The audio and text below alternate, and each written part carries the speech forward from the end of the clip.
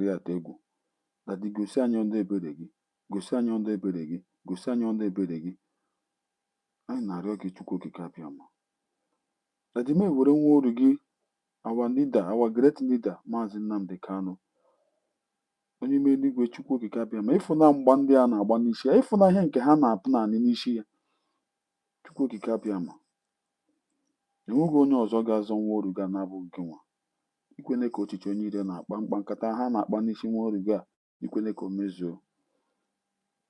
Ana m asị gị nna, ka ọ na-edisgrace ya, ka ọ na-eme ha expose, ka international community, ka the whole world na-afụ ya. Chukwu okike abịama, bịa napụta nwa oru gị n'aka ekwensu. Ọ nọ n'aka ọjọọ, aka ji ya jisiri ike. Enweghị onye ọzọ ga-anapụta ya na-abụghị gị nwa. Dadi ana m asị bịa gosi ọnụ ebere gị, bịa gosi ịdị mma gị. Ana m arịọ gị nna, nwa oru gị ataghị afụfụ because of nga ọ na-achọ nwụrụ anwụ anyị. Ọ nọkwa n'eluigwe ya na-agụkwa ndị ụwa sị ihe ọ na-achọ maka nnwere onwe nke ụmụnne ya, maka nnwere onwe ya. Onye ime eluigwe, were maka ịhụnanya o nwere n'ebe ndị Biafra nọ, napụta ya n'aka ekwensu, aka okwensu, aka obodo zuu. Chukwu okike abịama, arịrịọ ka m na-arịọ gị n'isi nwa oru gị a. Anya mmiri gbara m reside ihe nke o kwuru si nekwe ihe nke ha na-apụ na n'ime, nekwe ihe nke ha na-apụ na n'ime. Because of nwaanyị a kwuru n'ihi ọ chọrọ ime ka famili ya nwee obi aṅụrị, ka o werezie nwa okorobịa wepụtara obi ya ịzọpụta ndị ya, ka o tinye n'ime nga. Chukwu okike abịama, ikwene ka echiche ya mezuo. Nkata ha na-akpa n'isi nwa oru gị a, Chukwu okike abịama, ikwene ka o mezuo. Enweghị onye ọzọ, ọgụ nwa ka ọ na-akpọ money to the night, money to the night ọ na-akpọ gị, money to the night ka ọ na-akpọ gị sị gị Chukwu okike abịama ekekere ụwa, bịa bịa gosi ọnụ ebere gị n'ime ya.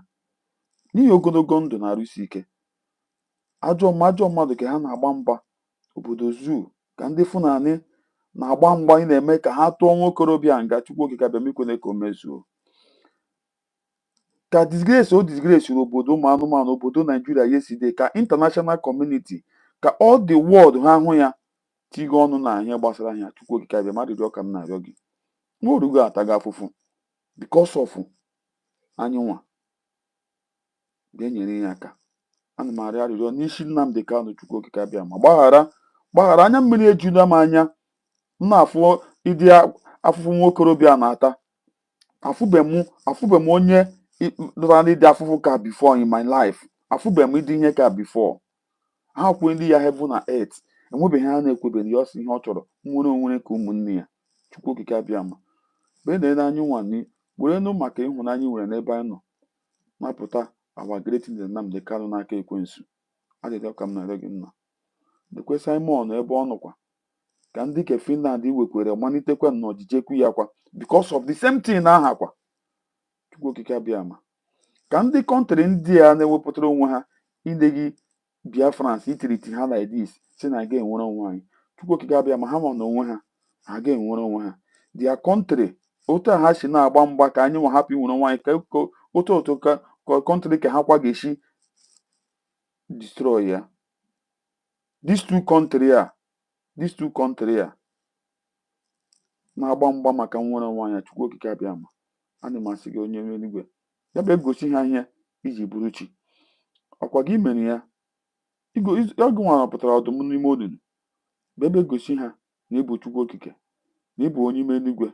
Ana m akpọ okike mgbe ọbụla n'isi ha nna, bee gosi ọnụ ebere gị, gosi ọnụ ịdị mma gị. Ma e were nwaanyị ka nwaanyị, nneọma m ji eme ọnụ, nneọma m ji aba mba, nneọma m kwere n'azụ.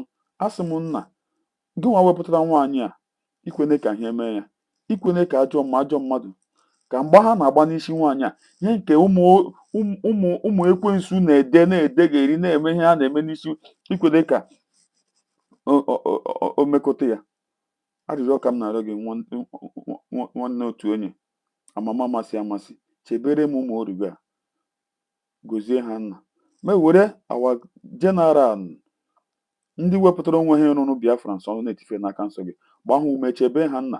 Ka ndị ekwensu na-abịa, ka ịtọrọ ndị isi na-abịa ịbịa igbu ụmụ Biafra, ụkwụ ha jiri bịa n'ala Biafra, ha ga-eji ya ala. Chukwu okike abịama, ma were all this ụmụ asawana si Chukwu okike abịama, gị mazuru ala Biafra, ịfụna ka ha were innocent Biafrans na-egbu gị. Ala Biafra bebe eri isi ụmụ asanwana, bebe eri ime isi ụmụ asanwana, ụmụ asarị dọkụgbo a bebe eri isi ha ka ha kwụkwara ụgwọ n'ala Biafra Chukwu okike abịa ma ụkwụ ha ji ebe ha ga-eji ya ala. Ana m arịọ gị n'isi ụmụ Biafra ndị kwenyerenụ na Dr. Ngozi Orabaeze na ọwụ ya nwa nwaanyị ka a gụrụ ọkụ gị n'aka, a na-enwe ha na-etife n'aka nsọ gị. Ana m achọ Chukwu okike abịa ma gbaa ha ume, ihe nke ha na-eme, ọrụ nke ha na-arụ, ha ga-arụ ya n'ụta ego ha na-azụpụ na mbata ha ga-abụ ngozi, ụgwọ iji ya akpọ ha. Maka ọgụ nwanyere anyị Dr. Ngozi Orabaeze ka ngozi o ji bi gozi ụmụ Biafra ka o rute ụmụ Biafra ndị ka ekwenyere n'ime ya. Ụmụ Biafra anyị ga-eji ọba arịọ nne, agụrụ aga agụ anyị, ihe ọbụla anyị na-eme ga-abụ ihe ọma, anyị ga-ebe gị fọ ihe anyị ga-eri. Ụmụ Biafra maka ọwụ ụmụ anyanwụ ka anyị wụ. Ajụjụ ka m na-arịọ gị Chukwu okike bịa, ajụjụ ka m na-arịọ gị n'isi ụmụ Biafra, ajụjụ ka m na-arịọkwa gị n'isi ndị ka ekwenyere na ihe nke m na-eme, isi ndị ka na-abịa na-anọnyere m mgbe ọbụla si gị gbaa ha ume na rọpụtara ha ikwede ka ha were ọba rịọ nne. Chukwu okike bịa ma e were ihe nke anyị na-eme mgbe ọ bifere mọni hia na-etife n'aka nsọ gị. Ọgụnwa na-enye mmadụ amamihe, were amamihe ka ezuru oke tinye n'ime anyị ka anyị na-apụta kwuo okwu Chukwu okike abịa ma ka ọ wụrụ ihe nke ndị ụwa ga-eji were kpọrọ ihe, ka ọ wụrụ ihe nke ha ga-eji nụ ha were ya mere ihe. Ọwụ mgbe ọbụla ha pụtara ha anụ ya ebe ha agbanwe ọsọ, Chukwu okike bịa ikwekwane ka ọ dị ụtọ ahụ, ka ihe nke ọbụla chi anyị n'ọnụ pụta ka ọ bụrụ ihe ọma, bụrụ ihe ga-agbanwe ndụ ndị mmadụ.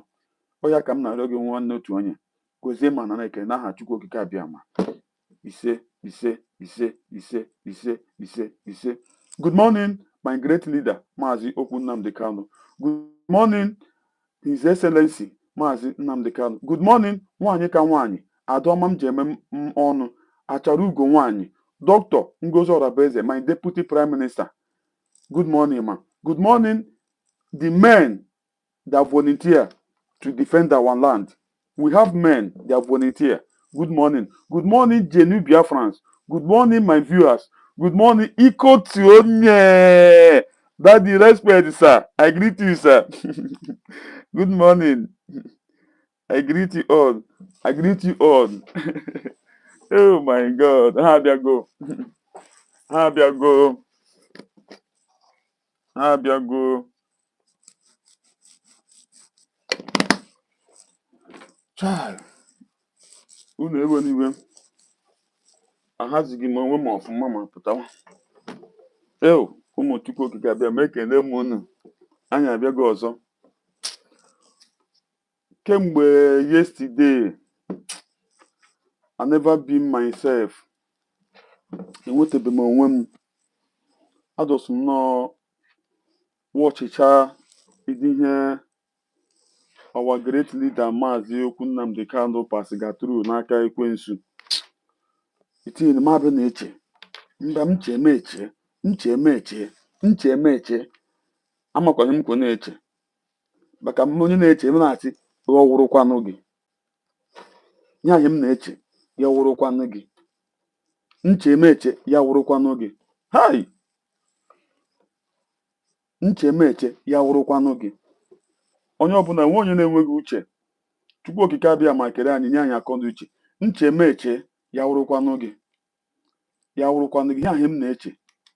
Nsị Chineke nna. Imagine in a country anọ na court ekwuru n'ihi the exposition our great leader mega ha gbanyụ ọkụ. Hai!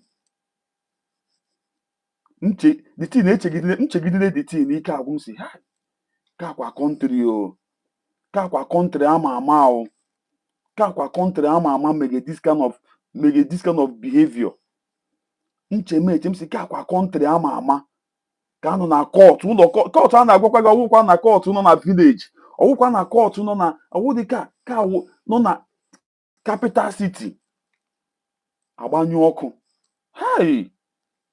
Because of eziokwu, the exposition onye ha chọrọ ịtụ nga nọ na-emege ha agbanyụ ọkụ.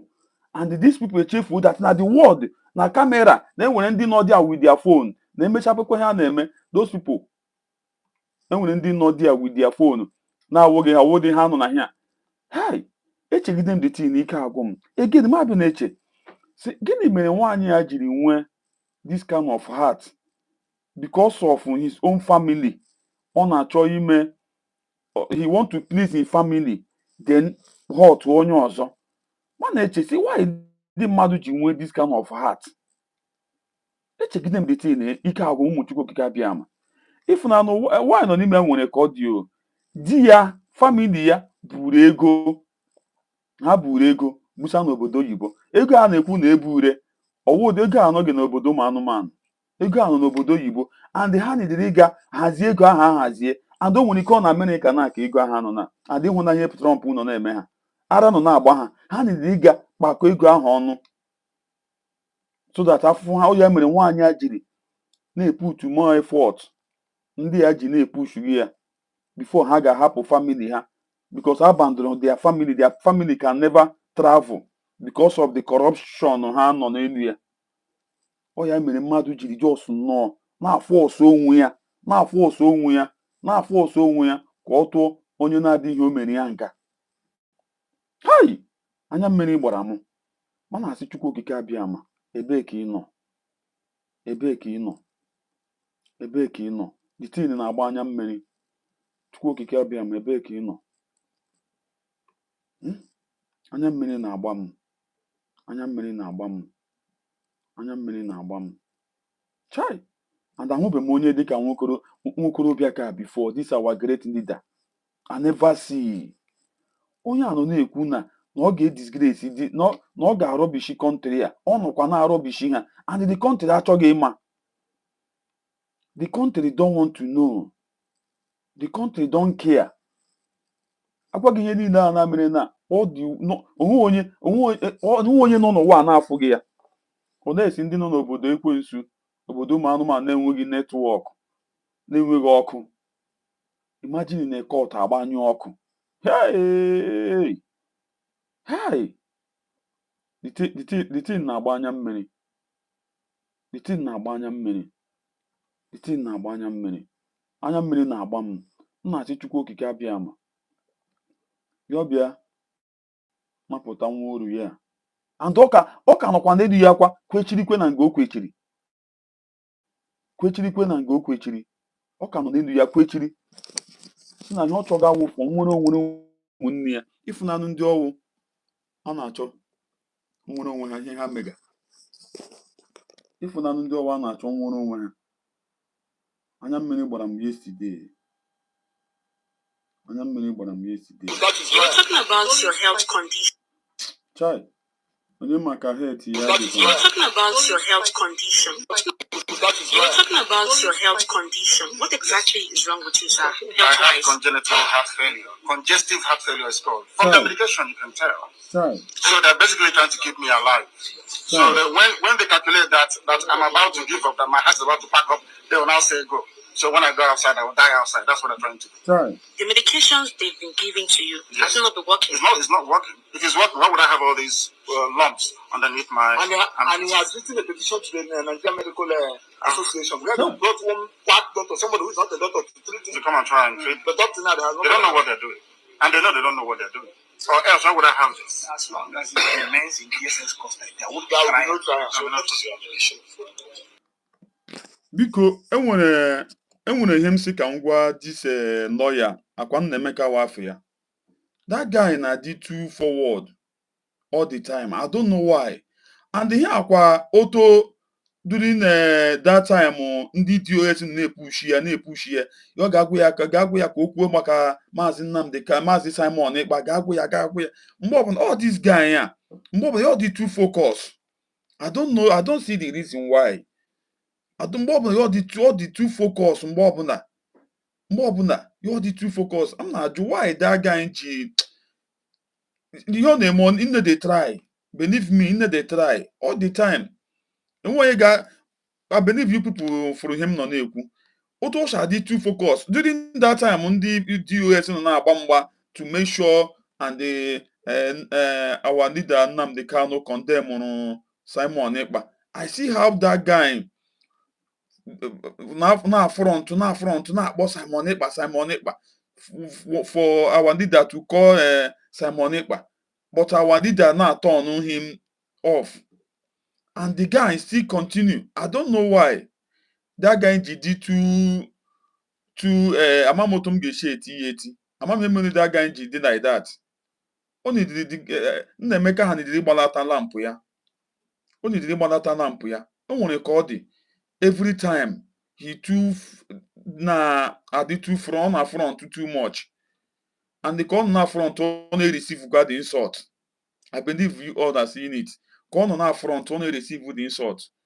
Ọwụ ihe ọbụla ka ị ga na front like that. Ọ dịghị good. Ọ dịghị good.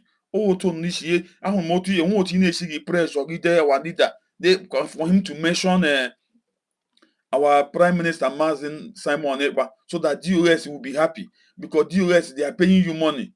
You try your best to make sure or mention on for Simon Ekpa for you people to be happy. But after everything, our leader, according to Owen from God, according to Owen from God, from the Most High. Every time the wage in our front, we Biafrans, we are not happy. I believe that this Nemeka, will see this message. The way you front all the time, our Prime Minister, our leader on court, all the too bad. Let me put it like that. Or they get good. Or the front in our front to the too bad. This is many times, and we Biafrans have been counting it for you. I know now or they get me no good. Otu isi nwa otu na-esi gị pressure gị dia gị mecha were kwa ọnụ gị na-akpọ Simon Ekpa. Still he did not listen to you. Aunty m nwaanyị ka nwaanyị, good morning. Sister Helen, I greet you specially.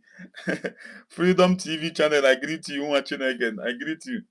So the thing in Emeka, ọ dịghị mma,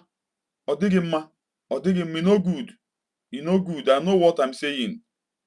You no good. Ọwụ mgbe ọbụla nnọọ gị na affront onwe gị. Gị na affront onwe gị, no good. Lekwe nnọọ, if we dị wicked ndị ka na-agba, because you want your family to travel out so that ha ga ego ha zuru ka ha ga-emezie ya. Gị just nọ chọrọ ịtụ nwa okorobịa ka nka. Hai, ọ gbakwara ara ahụ. Ọ gbara ara. Ọ gbara ezigbo ara. Onye nọ na loli ya igwepụta ụzọ kelekwa m ụnụ ndị Biafra udo dịrị ụnụ, ụmụnne m ala Biafra kelekwa m ụnụ, ụmụnne m ndị ihe ọma na-amasị ekelekwa m ụnụ. Onye nọ na loli ya igwepụta ụzọ, asị m ka ụbọchị taa mara anyị na mma. Enwere infọmeshọn m na-enweta dịka ndị ji aha m were na-eme ọtụtụ si bụ ka onye memere, so onye debere onye memere ihe a beziri nwa gọọmenti, and otu gọọmenti ahụ ka anyị kwụkwana, and otu ala ji ka anyị na-achụrụ efi. Si biko onye mara ọbụla besi anyị aka ya ngwa ka anyị hụ na ihe anyị na-eme na-aga na-apụta ụzọ beziri na nwa gọọmenti, and ga-apụta ụzọ belivuru ka Biafra were bịa, and mbọ m onwe m na-agba ụka ihe niile anyị na-eme ka ọ na-enwe isi. Si biko na-apụta ụzọ anọ ha na propaganda gọọmenti, ihe m nọwụ na USB gọọmenti, one mind, one Biafra, and otu ala ji aka na-achụrụ efi. Biko for those of you ma ndị na-eyuzu aha m, ma ndị na-ede nke a na-ede, ma ndị na-ekwu nke a na-ekwu, ka ndị nọ n'ụlọ obodo ụzọ na obodo ụzọ adịghị awee ya. Emekwana nke m tiri, emekwana nke m dere. So ihe m na-alụ ụwa ọgwụ Biafra ka Biafra were bịa. So biko aka m sị ka m kọwara ụnụ, aka m sịkwa ka m kwụrụ ụnụ ka ozi m arụkwa onye ukwu aka, rụkwa onye nta aka. We must fight to get Biafra. We must fight to restore Biafra, which na ya memegwele ya meme. And I believe we need to declare great the state of Biafra. So ihe ọma geru nwoke o geru nwaanyị ka merugwe m. Ọzọ dị ka ibe m na-adị bụ udo dịrị unu na enyemaka unu na contribution unu dị ka anyị si eme ya na mbụ, ka anyị sikwa otu ahụ were na-eme ya, ka chi dị mma were dị, ka ọ ṅụzuara anyị oge. We move forward. Ka anyị nwee ike ime ya ka tensi si dị. Ọ dabara m, ọ dabakwara ụnụ. Women on ground, anyị kwụ nọ n'azụ kwụsị ike anyị kwụ Biafra si n'azụ. So we ensure that we must get Biafra. So na bute ụzọ a na-akwa n'ebe eji aha m akọ eme ihe mma eme ihe m ghọtara eji aha m akọ pọtụ ihe mma onye ọbụla ọ sọrọ ya bụrụ ji aha m wee na-ekwu nke a ga-ekpesi ekpesi ya biko ya stọpụọ ya wapụ afa biko so that all one chain and command one order we must follow one order dịka PM siri kwuo ya one chain and command. So udo dịrị unu ndewo ya gazikwere na ụmụnne m ụzọ back again. I believe unu the voice in play. I'm not hearing the voice. Okay, let me play it again. Let me play it again. Let me play it again. Let me play it again. Afrumozi kamko. Afrumozi. Our mommy posted because of the sit at home. Then you mention Afa Butuzo. I did not comment. Ma click here. Like kam click. Then maybe I see a voice here. Maybe I want a voice here. Man with a voice here. I was very grateful. Man with a voice here, but si chai. Then this can be a play here no voice. And what something questioning me then Mbia say no. Let me start from this thing. I will play it back again. This our brother Sunonoya. This our brother Oge Oko Asa Anoya. Onye nọ na loli ewe butu ụzọ kelekwa m unu ndị Biafra udo dịrị unu ụmụnne m ala Biafra kelekwa m unu ụmụnne m ndị ihe ọma na-amasị ekelekwa m unu. Onye nọ na loli ewe butu ụzọ asị m ka ụbọchị taa mara anyị na mma. Enwere information m na-enweta dịka ndị ji aha m were na-eme ọtụtụ si bụ ka onye memere so onye debele onye memere ihe a beziri nwa gọọmenti and otu gọọmenti ahụ ka anyị kwụkwana and otu ala ji ka anyị na-achụrụ efi si biko onye mara bụla obesi anyị aka ya ngwa ka anyị hụ na ihe anyị na-eme na-aga aga na bute ụzọ beziri na nwa gọọmenti and ga-bute ụzọ belivuru ka Biafra were bịa and mbọ m onwe m na-agba ụka ihe niile anyị na-eme ka ọ na-enwe isi si biko na bute ụzọ anọ ha na propaganda gọọmenti ihe m nọwụ na USB gọọmenti one mind one Biafra and otu ala ji aka na-achụrụ efi biko for those of you ma ndị na-eyuzu aha m ma ndị na-ede nke a na-ede ede ma ndị na-ekwu nke a na-ekwu ekwu ka ndị nọ n'ụlọ bute ụzọ na bute ụzọ adịghị awee ya enwekwana nke m tiri enwekwana nke m dere so ihe m na-alụ ụwa ọgwụ Biafra ka Biafra were bịa so biko aka m sị ka m kọwara unu aka m sịkwa ka m kwụrụ unu ka ozi m arụkwa onye ukwu aka rụkwa onye nta aka. We must fight to get Biafra. We must fight to restore Biafra, which na ya meme and I believe we may declare great the state of Biafra. So in Hama Geru Waka Geru Mai Kameru Gwem Zodiki BM na Adebo Udo Durunu na Yamaka on a contribution on the guys a mayan ambo Kasiko to our enemy Kashi de Maurade Kongus Waran York. We move forward. Sure. Ka wiki meya ka tensi de oda baram oda bakwaron women on ground ayo kono na azu kusi ka ayo ko Biafra na azu. So we ensure that we must get Biafra. So na botuzo anakwa leben eji aha ma akọ eme ihe m ghọtara eji aha ma akọ but ihe mma onye ọbụla ọ sọrọ ya bụrụ ji aha m wa na-ekwu nke a ga-ekpesi ekpesi ya biko ya stọpụọ ya wapụ afa biko so that all one chain and command one order we must follow one order dịka PM siri kwuo ya one chain and command. So udo dịrị unu magikwa ndewo ndewo Agazikwere no munno. Magikwa. Put us back again. Magikwa. How? Nwaanyị ka nwaanyị imeri ihe ke m na-atụghị anya ya. Imeri ihe ke m na-atụghị anya ya. Nwaanyị ka nwaanyị imeri ihe ka m na-atụghị anya ya. We Biafra anyị kwụ gị n'azụ. Ọtụtụ mụ na aga amaghị m ji na-achị ọchị. Anyị nwe mmeri, anyị nwe mmeri, anyị nwe mmeri, ụmụ Chukwu nwe mmeri. Anyị emerigo, anyị mmeri, anyị nwe mmeri, ụmụ Chukwu nwe mmeri. Anyị nwe mmeri, anyị nwe mmeri, anyị nwe mmeri, ụmụ Chukwu nwe mmeri. Onye kere igwe n'aka gị ka m dị n'anya. Agabigala m mgbe m na-eje, mgbe m na-ala. Agabigala m.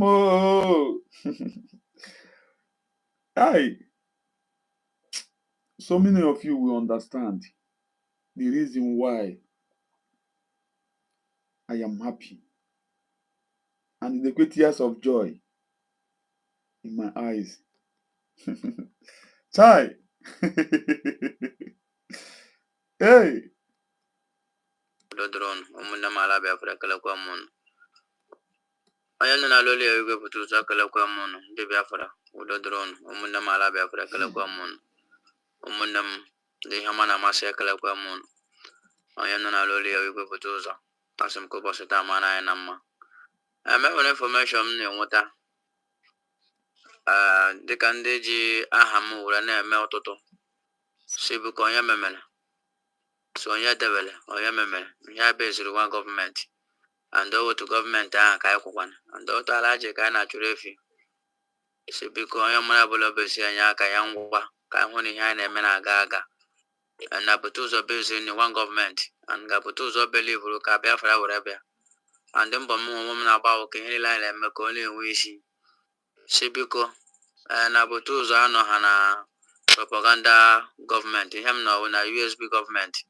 One mind, one Biafra, and Dr. Elijah Kana Jurefi. Because for those of you, Mandela use Aham, Mandela then Kana dead, Mandela Kunkale Kuku, Canon and Lulu Potus and Apotus are there where I'm a quening came to I'm a quening came there. So him now go Biafra, Biafra, Arabia. So because I come second Kawaron, I can suck and Koron. Uzuma Rukoyun to our new Quaka, Rukoyan Taka. We must fight to get Biafra. We must fight to restore Biafra, which I am and I believe we may declare great the state of Biafra. So in Hama Gerumaka Gerumai, Kameru Guem, and Zodiki Biamna Adebo,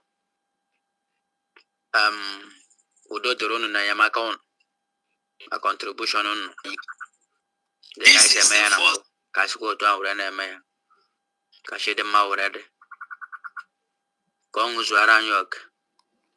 We move forward. Can we keep mayor?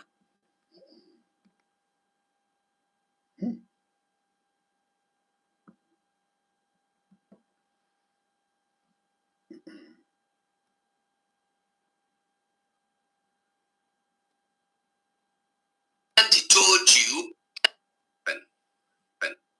later that said, he's been arrested. All these news are of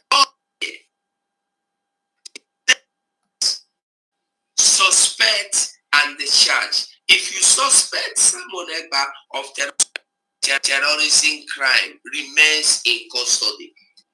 We move. That the Obiangone na give what Adam speechless. Believe me. And when you gano and I'm going to beg me about war on social media. To go to Kabiama no we mama. Abia me about war. But some here na adịghị mma. Mfu ihe na adịghị mma. I have to say it because unu watch as na aka manụ gị gburu nwata and ahụ aka gị gburu okenye. Awụ m okenye, ama m my age. Awụ m okenye, ama m my age. Akwụnụ na-anụ. The news was published. Now, this is the news. Emmanuel Remigius is crying that I am accusing him or I ganged up against him. You see, I like going straight and making everything I do straight and clear. Now, I want you to take a closer look at this news. This news is the same news of last year. Enwere abịabe m for the enwere Sọnị Akparawa bọs ya epineyibe m bọs Sọnị Akparawa. Then enwere ihe ndị m na-achọ ka m mezicha. Akwụnụ na-anụ ya mere Sọnị Akparawa bọs ya I never play his voice. Marakwanụ bọs ya pụtara yesterday otu our prime minister Simon Ekpa greeting Ben iwu iwu nke Chukwu I greet you. Otu our prime minister Simon Ekpa na-eche eme mgbe ọbụla our leader Nnamdi Kanu gachara pụtara for in court case then give our prime minister apụta bịa ekwu okwu owoto Sọnị Akparawa bọs ya chiri maka pụta. But just ka anyị gechagodo ihe let's correct this thing. I'm gonna play this thing because of when a video we watched yesterday and the one of our brothers sent the video. I couldn't know. So I'm gonna play this thing now. Because maybe some of una not play this thing. And they could moku and when okun kuru basara something. The news was published first. Okay, you cannot copy. Okay, but follow the mouse. You can see the news was published first on the 5th of December 2024 by 1501. Then updated. I think I've forgotten. I don't know how they put their date. I think updated 5/12/2024. I think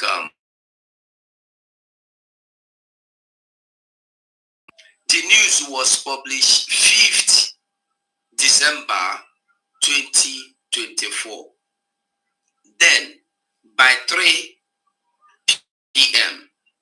Then updated again by the same 5th of December 2024 by 4:52. That's 16:52 p.m. Now, it says the Lighting municipal politician Simon Ekpa, suspected of a terrorism crime, remains in custody. Suspected. Now, this is the first thing they came with. They suspected him of terrorism charges. And then in December, remember, in November, December, this was the charge against him. Okay, in November, December, Prime Minister Simon Ekpa was being suspected of terrorism crime charges and the money laundering. Then, in I think later that December, they said later the same December. Remember, this happened on the 15th, on the 5th of December 2024. Later, before the end of December 2024, the same Finland told you, I'm not ready to go looking for the news now, but the same Finland told you that they found no terrorism charges against Simon. Even at that, this news is telling you a suspect, not that he has been charged. Remember, there are two different things: suspect and the charge. If you suspect Simon Ekpa of terrorism charges, you keep him in your custody or you let him go, you make your findings. At the end of the day, if you find him guilty, if you find any proof, then you will charge him to court. If you don't find anything, you still go to court. Maybe if you like, it depends on the government. You go to court to say, I don't find anything or I found something. Now, Emmanuel Remigius said that Simon Ekpa was charged with terrorism, and I said it's not true. Why is he making noise? Why is he making noise? This news is that of last year. He is telling people that this is 3 days ago. Do you see my problem? Is it not a lie that he's lied to people? Look at it here. This is 3 days ago. He told people, look here, look at it. This news is of last year, 2024. Published first on the 5th of December 2024 by 15:01. Then later that same day, it was updated on the same 5th of December 2024 by 16:52. How can you carry a news? You will not tell people what the news said. You will be telling them different thing. What have I said wrong? That Emmanuel Remigius is taking my name like ringing bell and even crying. Gang up, gang up, gang up. Who is ganging up against you? Do I have anything against you? Nothing. Why would I gang up against you? Nothing. Why would I want to gang up against you? Nothing. Only that you deceive people with the news. Give the news the way it is. Look at the news look at the date of the news. Or is this not the news that Emmanuel Remigius is talking about? This is the news, I believe. Unless there is another one he's saying of 3 days ago. Let him bring it, then we will see. Because outside this, I don't see another man. I don't see another one, I mean to say. No, you don't have to arrested. It's not saga. It's not saga. My brother, it's not saga. It's not saga. We are trying to clear some. It's not saga. Nobody come to do saga. Try to listen. It's not saga. Are you hearing me? It's not a saga. We are not here for saga. If you want to do saga, is this for this what is this person name? This Bini guy. What is that his name? I forgot. Chamaka Ajere and the Abarawa and the Azaya Nyogu and the Ogekere. Is somebody not our own? Try to understand me. I'm here to clear something. Why I'm crying this thing so that our brother that was crying now maybe said that maybe somebody is ganging against him, for him to know that nobody is ganging about for him. Is what I'm trying to clear. That's why I'm playing this message now. Try to no, we are not here for saga. News are of last year. No news of this year. You will see he is being charged, or even of last year that he is being charged of anything. Oh, so why are you making it look as if we are lying or anybody from the government is lying? Why?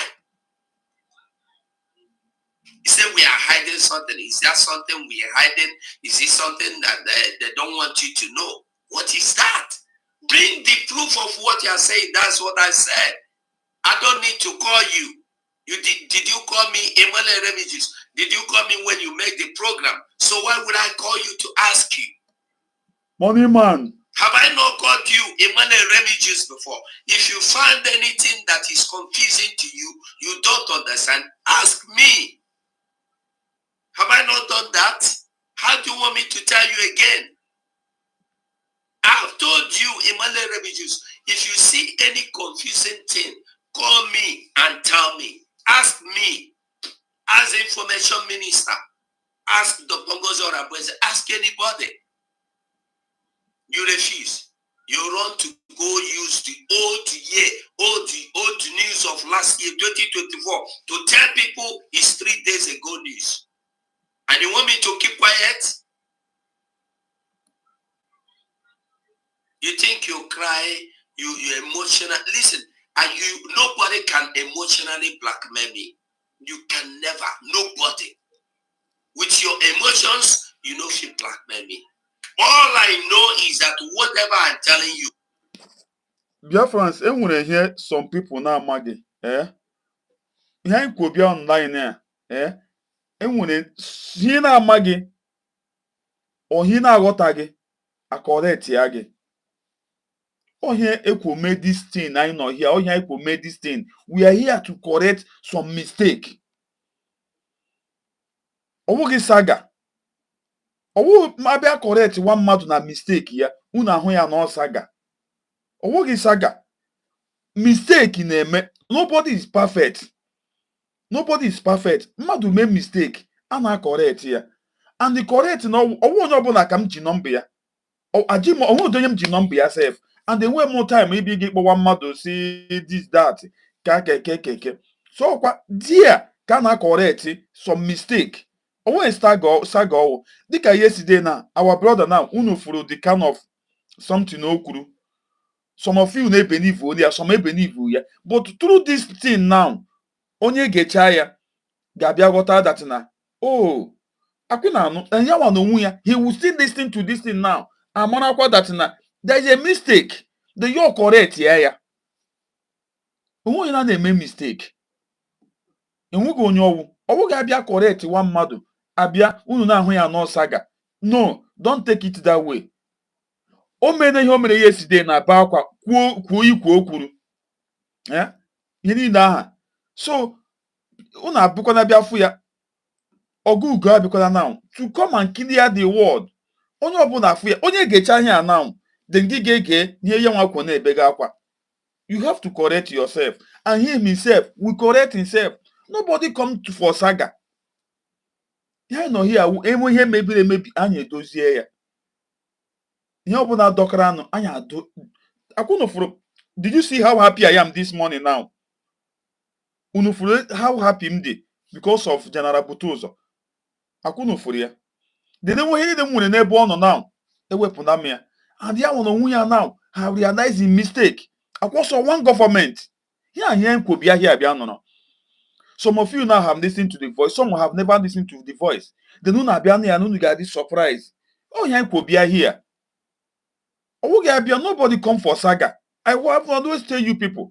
If I did not play this thing now, then some of you and when they know from our brother yesterday no about na social media. Only who call about they will see that oh, they are maltreating this person because of maybe hagabeku many things. No. Nobody come here to harm anybody. What we are here to correct. And when mistake in name, you people are here to correct me. It's not saga. Please. Please. You see how I couldn't hold ya now. Oto the butus all mbia here na mbogafa. What happened now? Obia go for his own mind. Man, no one government. Nobody is perfect. Onwe saga owo. Biko nu men understand umuchukwu kikabiama. I will never come and I don't like something. I like him your job. That is me. So I will come and say it. You see how happy I am this morning. Very happy. I will stand with the proof and I will show you proof of anything I'm telling you. When you prove somebody that look at something you did, give me a proof. You need not here. And where is the here? You want to win like a girl for here now. Ingo go reason am. Akunanu, your rush now. Ingo come see Satan and lie. So here not there before know it. The thing will be good. But on your bashing kitty. Akwano mgbe na agbakọ aka manụ gị gburu wata. Ahụ aka gị gburu okenye. Mbịa fu ya now. As I see this, I see yesterday. Ọ nọ na-ebe akwa. Na-ekwu ihe ọ nọ na-ekwu na-akpa ala all those kind of things. You know? So our father Ugo is a father. He have to come and clear himself. And if for the enwe na for ya, all the same site website all ya want here. They don't want to gwara unu gakwa na the website. Gakwa ga check you off ma. I cannot come and lie and defend my lies. Never. Lies again. If you make a mistake, simple owe up to your mistake. That is a man. How can you bring the news of last year in Finland and tell people it's 3 days ago news? Go and listen to him. The one he made today, go and listen to him. That I am lying against him. I am ganging. I don't gang up against the Emmanuel religious. I don't have anything against you. I don't even know you if not for this Biafra. So why would I want to gang up against you? Are we fighting for anything if not for Pedro, Biafra? Pedro, Only that misinterpretations and misunderstanding. Pedro, you said it all. I read your message. You said it all. The thing you watch kwa enwe ihe ka misinterpreting dịka yesterday him kwuru say some yesterday what I utter on that thing that translator him kwuru translator can change message but thank God that na ogugo bịa here making everything all the clear akpụnanụ we are not here for propaganda or panicking or anything. What I'm here for to destroy Ogekere, Sonny Akparawa, vam and the my work na-agakwa n'ọfụma ọfụma enwe onye ga-asị ọfụga ahụ ya akwụ na afụ number one now onye ha ji our general ha ji now have realized the mistake now he have come for us so for you to see then let me see again what Ogekere jikwa so ọ ya ka m chọrọ ịbịa na achọrọ m ka anyị gee onye ọbụla anụ from this Azaya Anyaogu, right? Akwawafe Azaya Anyaogu, aka Ogekere. I believe that is his name. Yeah, we in Africa. The double name Wafia, right? I believe. Greetings. In Anuya. For the enemies of Biafrans. In Anuya. For the saboteurs. In Anuya. In Woto Shabiakia. In Woto Shabiakia. You put a hand na iga ama nona on anwụ achịcha anwụ ya lụta ọnụ nekwa otu ọnụ ya ọ dị nekwa otu imi ya dị gide ya anya n'imi ị ga-ama na onye a na-aka 9 and ihe ọ na-aka 79 with ATM card ya ọ kacha ya za then ya ọbịa fold omint yo fold omint yo were ya bịa gbuo ya vu gide ya anya ị ga-ama ọ ya mere ị hụrụ ihe na-esi ya n'ọnụ to the enemy of Biafra amaghị mụ mgbe ọbụla ọ wụrụ ihe a ka o ji ka anyị ga-enu ya ntị achọrọ m ịmata something. There is something I want to know. There is something I want to know. There is something I want to know. And there is something I want you people to know too. As ofu onye a na-anụ ụda egbe. Ofu onye a na-anụ ụda egbe. Unu anọ unu mama. Ka awụ maka yesterday ọ lakapụtara yesterday. Amakwa m ma ederi ya ka edere. Ama m ederi ya ka edere. Ọ lakapụtara yesterday. Ka m gee ya ntị. The enemies within and outside Biafra land. Leave Biafra land. Leave us alone. Especially the enemy within. I have a question for the enemy within. Are you having fun with the killing that you and the Nigerian terrorists are killing the Biafrans? Do you derive joy from it? Are you happy seeing how the Biafrans be massacred? If you are, shame unto you that you bring the enemy to kill your own people. This guy. The land of Biafra and the people of Biafra will rise up to defend themselves. Unu so onye a n'ọwụ dị gịnị? Eneghị unu so onye awụ biko. Onye ọwụ gịnị tu Sonny Akparawa na dise Chamaka jere na beti. Eneghị awụ dị. Enwe ihe ha na-akpụ ya. Onye nwere ike remind m ihe ha na-akpụ ya biko. Can you people please remind me this guy? Ya ha shiri ya. Unu ike remind m. They will rise up. They will fight. And you know what will happen. Okay. Stop pushing Biafrans. Leave Biafrans alone. Stop killing the innocent women and children of Biafra. Our enemies, it won't be well with our enemies. We all see how the Nigerian state. Shut up, wait. Forcing guy. The guy in the jaw, the whole muscle, all the whole muscle on him. But I'm not like Italian muscle. I could have moved like this guy. Arabania. No, because I'm not fake. I put on no tige 2 days sit at home. Come on, the active. Sit at home. Nobody has said the guy I began to mother. You get tige sit at Playing home. games. Be playing with Biafrans. We all see how they have been treating our leader Mazin Nnamdi Kanu for over. Remember, like the guy voice, yeah, not they loud. You must surely hear him voice. Voice the guy they loud. Hi. There you go. Sa. Chamaka, yes sir. Hi.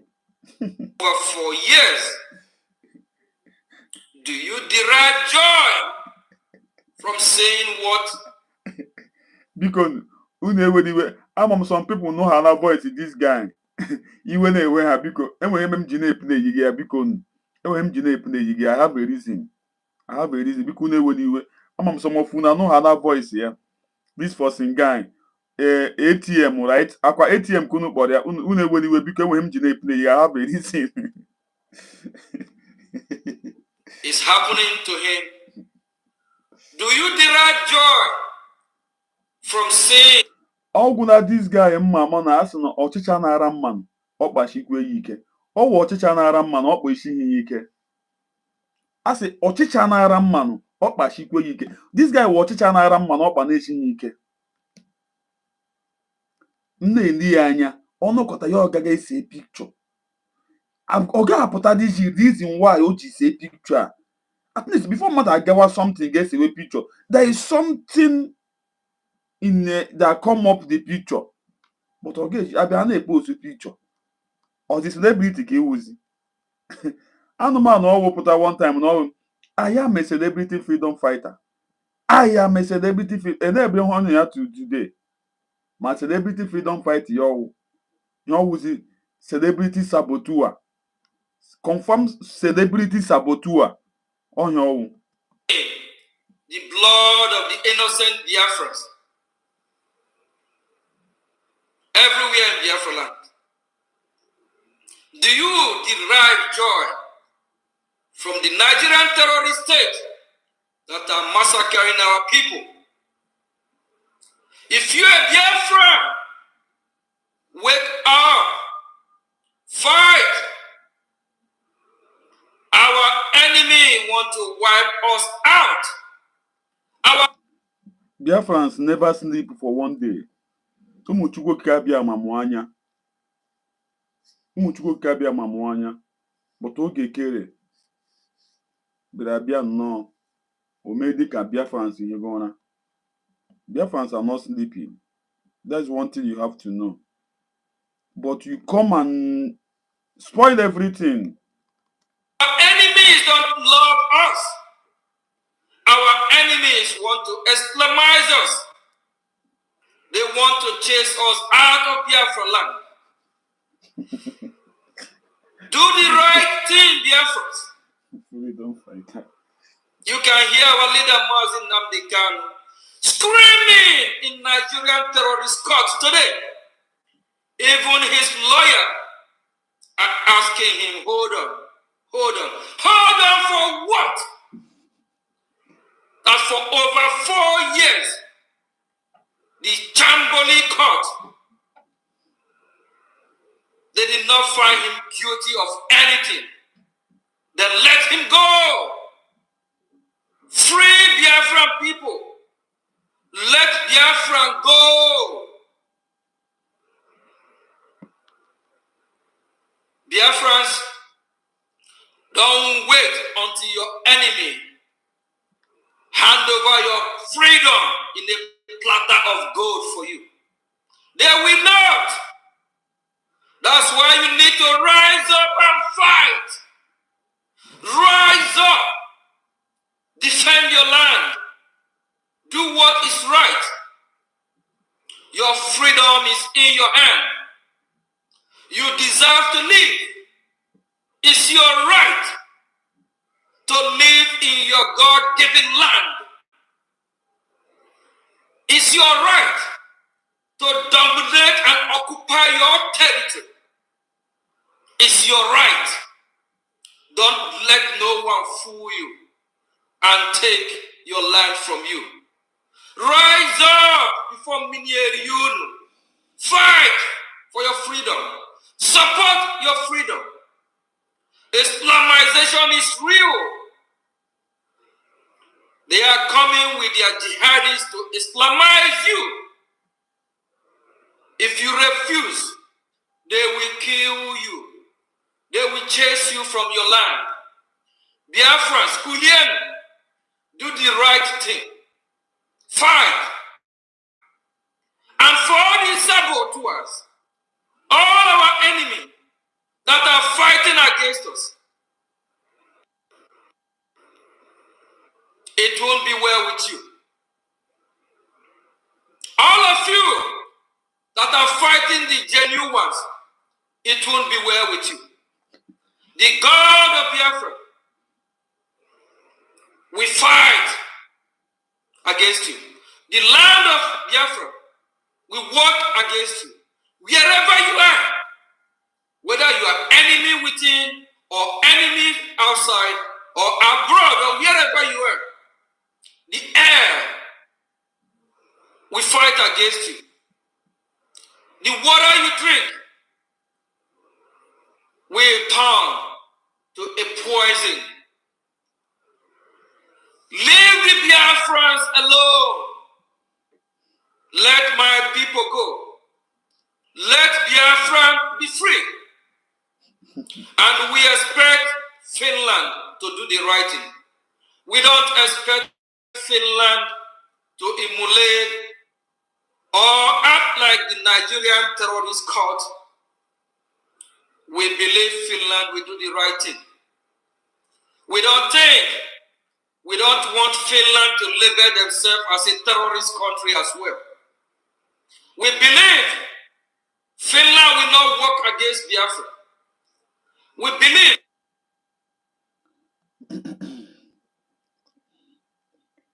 You believe in all these things. You are writing a secret. You are writing a secret letter to Finland.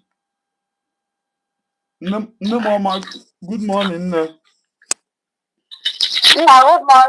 Ụtụtụ ọma. Ụtụtụ ọma nna. Ị ga-esend m brother line. Brother, what's up?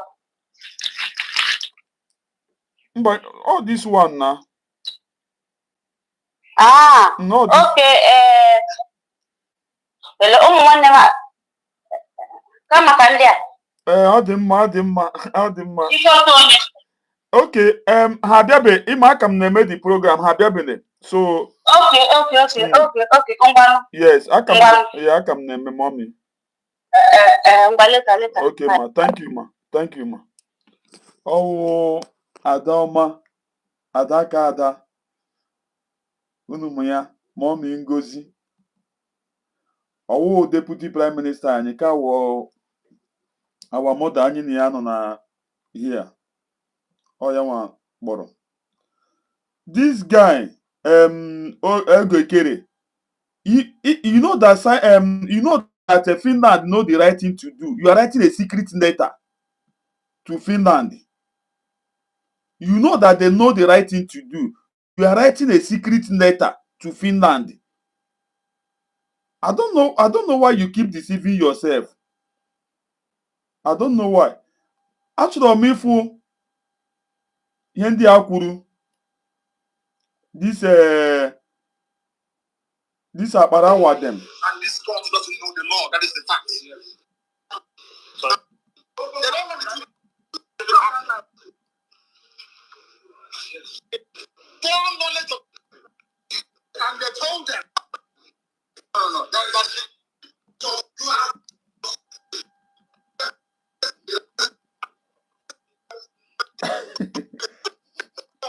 I think crime minister. So I will tell you, if it's national leadership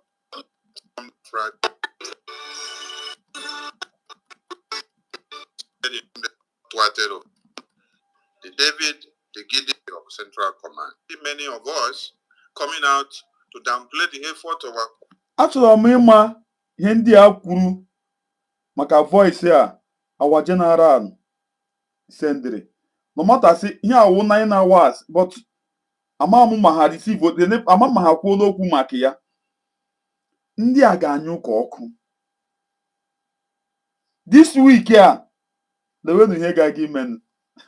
Ọchị na-atọ m na amaghị m ji na-achị ọchị. Ha ga-anyụ ka ọkụ pịa. This week lewenu ihe ga-aga ime. Biafra say no n'ozi ha. Nobody will come and sit at home for who? For who? They don't have the right Of our supreme leader, and also demean his efficiency and his existence and all the sacrifices that he has done. Martin Nnamdi Kanu has lost many things, including his family.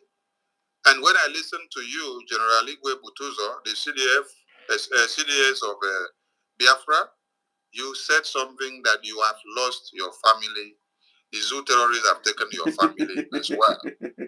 So some people don't even go down to listen to the audio message that you gave us. I told you people that I want to hear what these people said about the voice. Chai! Onye si n'ike adịghị. Hi! Hi!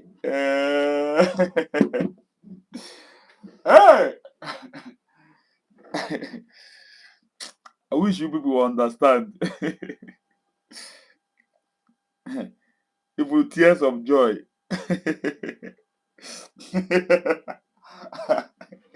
Hey!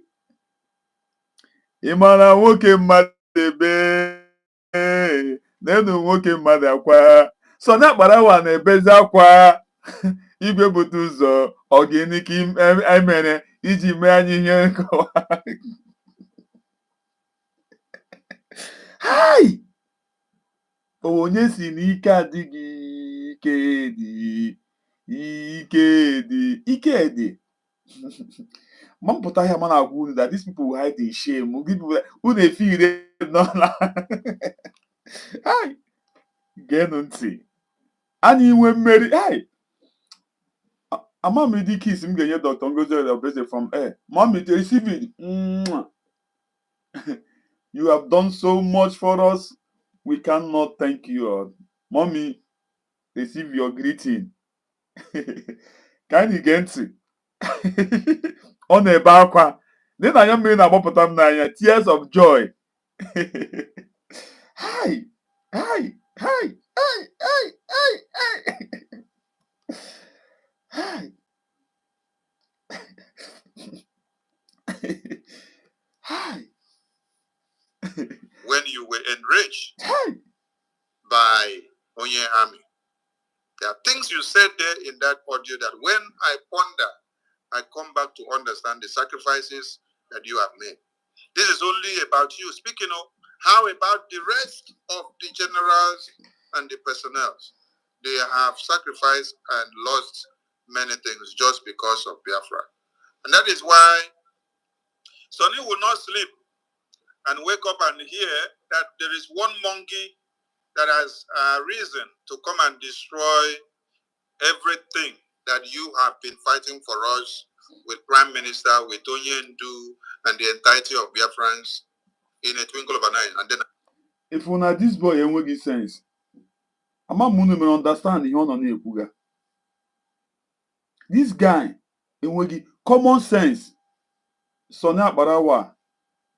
All his plan wụ ka ụmụ Asawana benego all the whole youth ihe asari dokubo gwara ụmụ ya wụ sị unu buy ha ada dia any youth or any man any youth then ihe so na akpara wa no na-ekwuga m gwara unu he will hide in shape. Some people na feel in all egwu after the camera anyị aga na-ebere na-ebe akwa na-ebere mmụọ Biafra akwa werekwa obodo m nọkwa n'ime ya akwa na-ebekwere ha akwa kwa gbakwasị ụkwụ na dekpe na-ebere ha akwa tinyere m oge kere n'ifere tinyere m so na akpara wa n'ifere tinyere m Chiamaka chere n'ifere gịnị mere hi one government USB one government USB Now allow it to happen. No.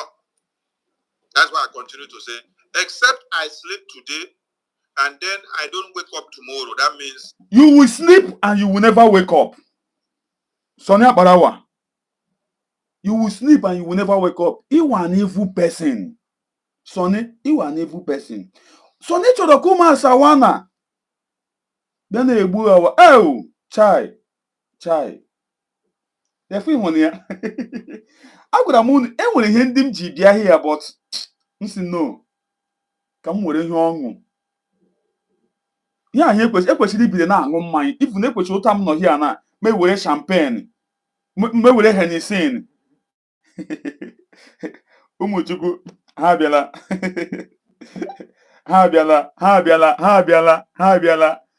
osu birine ụtụtụ ọmụmụ Chineke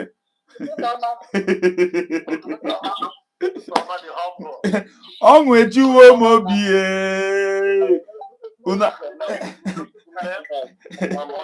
hey anyị nwe mmeri ọfịs anyị ebudego ọfịs unu afụrụ ya ụmụchukwu okike abịa ma abịala anyị nwe mmeri chai so na akpara agba nọ n'akwa eche m Chiamaka achọbụrụ ịbịa online cheu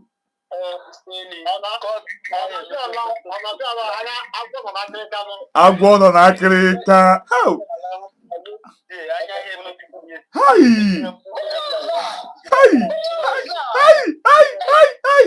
biko ụmụchukwu bịara ka m bịa bikutu ụzọ mgbaghara mba ka m ama m no ka m hapụ ya like that ka m let me leave it like that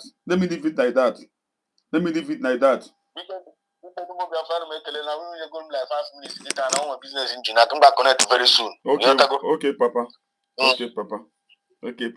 hell Chineke I want continue ọnụ akwa Sonny Akparawa. Okay, nne m nwaanyị ka nwaanyị ị hụrụ ya nwaanyị ka nwaanyị ọ sị nna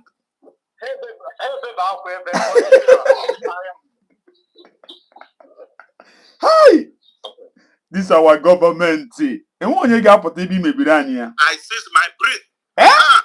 That is when they will be able to do what they want. But as far as I breathe tomorrow, no maga.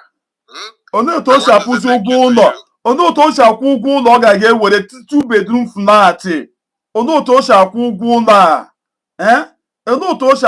ụlọ a chai ọ ga-alawu na ọ na pastọ nwunye ya pastọ na-echi ya na Nigeria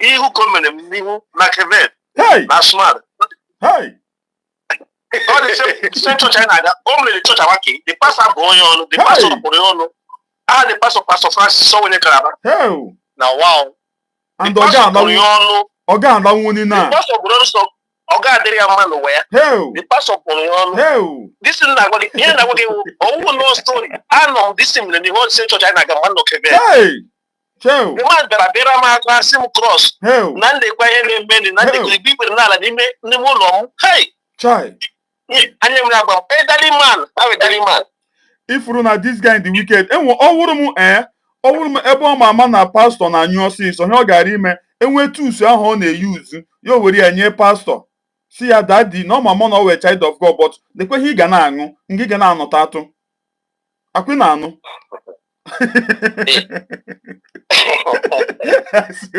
in my one funny thing sorry by master church are you serious give man na all the whole choir gear si no there auto to other happy chukwuna bi n'eligwe onye aka ebe onye nọ kevedu na smada ama story hey onwe anybody ya wo anụmanụ bịara iwetara anyị Biafra nekwo oge kere si rọbishi ya oge kere ya master dị egwu bịa anyị ịmara ekwensu nwọnte kwa ya master ka ịmara ekwa ya master ka ọ bụ ma chụtuo ya ekwensu na-agụ ezigbo egwu na ọ na-agụ egwu Chineke a na-efe ka ichie sọ nwekwa ya master anya dịkwa ọwụwụ njakịrị Yourself, when you believe that the guy gave that kind of thing. Every night, in my every day, by master, I can make it by a abal. No, this is Biafra freedom. Each you know, being on China and the Madam Maine, you make information. Straight ahead.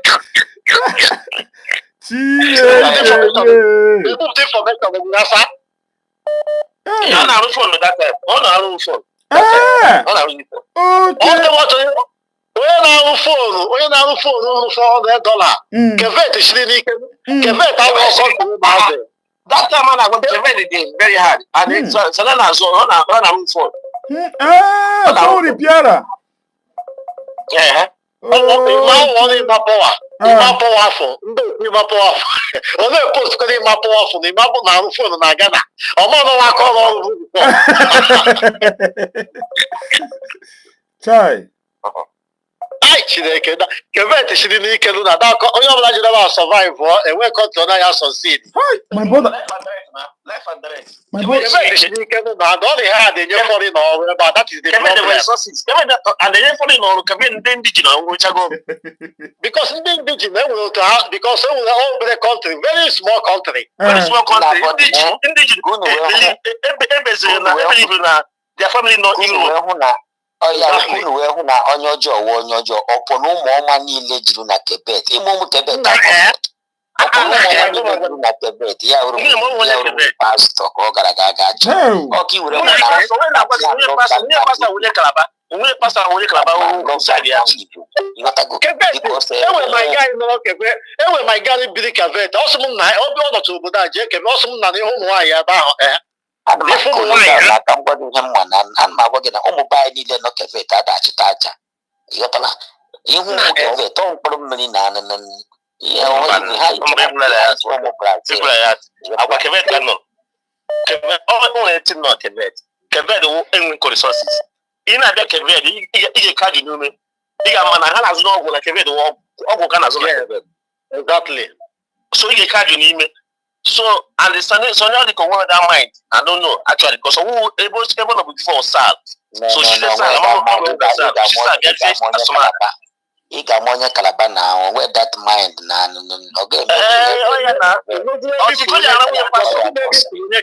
gbagodi m onye bifu onye Calabar na streeti na-eme ọfụma gbagodi m ha mụtaghala obere ego ha ji eri nri ha alakpụ chụrụ nwaanyị zuo ike ha ji agbanwu mbọ onwe ha ga-agbanwu mbọ na-agwa n'ogo awụ na ebubo ka na-egwe ihe onye ọ na-anọ Quebec jụọ ya nwoke Calabar na-akpọ Pastor Francis mepere chọọchị ara nwunye ya onye akwụrụ na program eche m n'ọnwụ otu o si ekwu kedu ahịa ya awa brọda Remujius o kwuru na program ya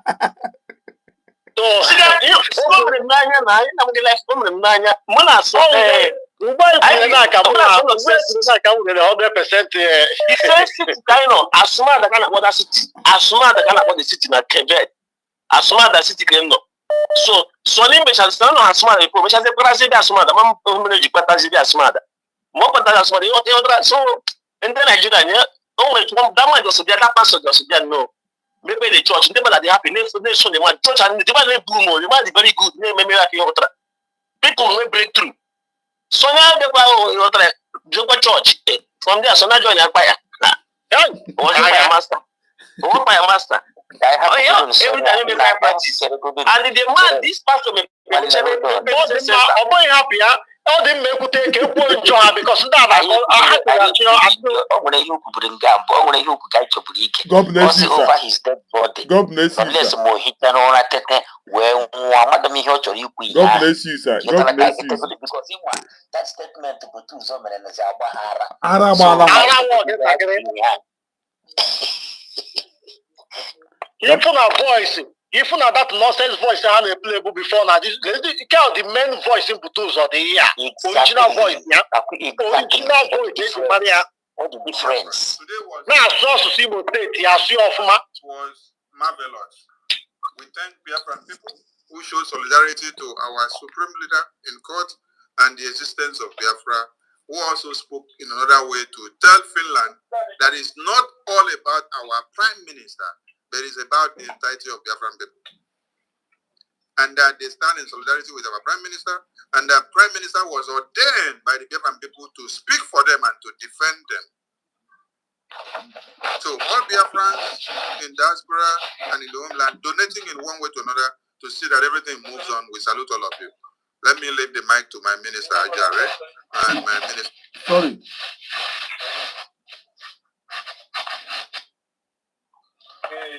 Agam game yourself. Move to go to yourself. No, it's in our background people. Yes.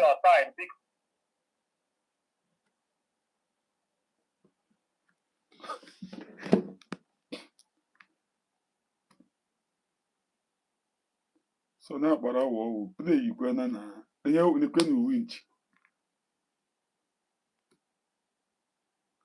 The thing is, I just play you. How does it play? 1 minute.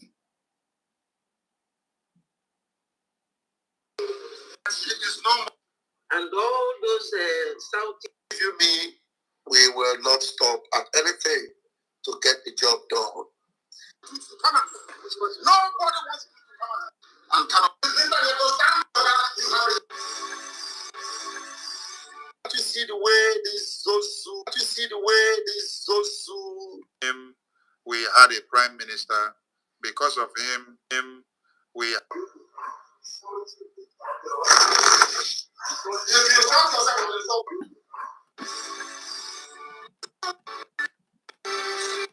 Our supreme leader has made is not thwarted overnight, and that which our chief of defense staff, General Rose, leading the entire liberation army in the homeland, is not thwarted overnight. General Rose, we can see you on the comment section.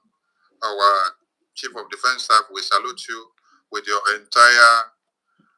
This Rose or the Chana Butuso. That Rose is an internal general. Also, have no Rose in the list. I just tired.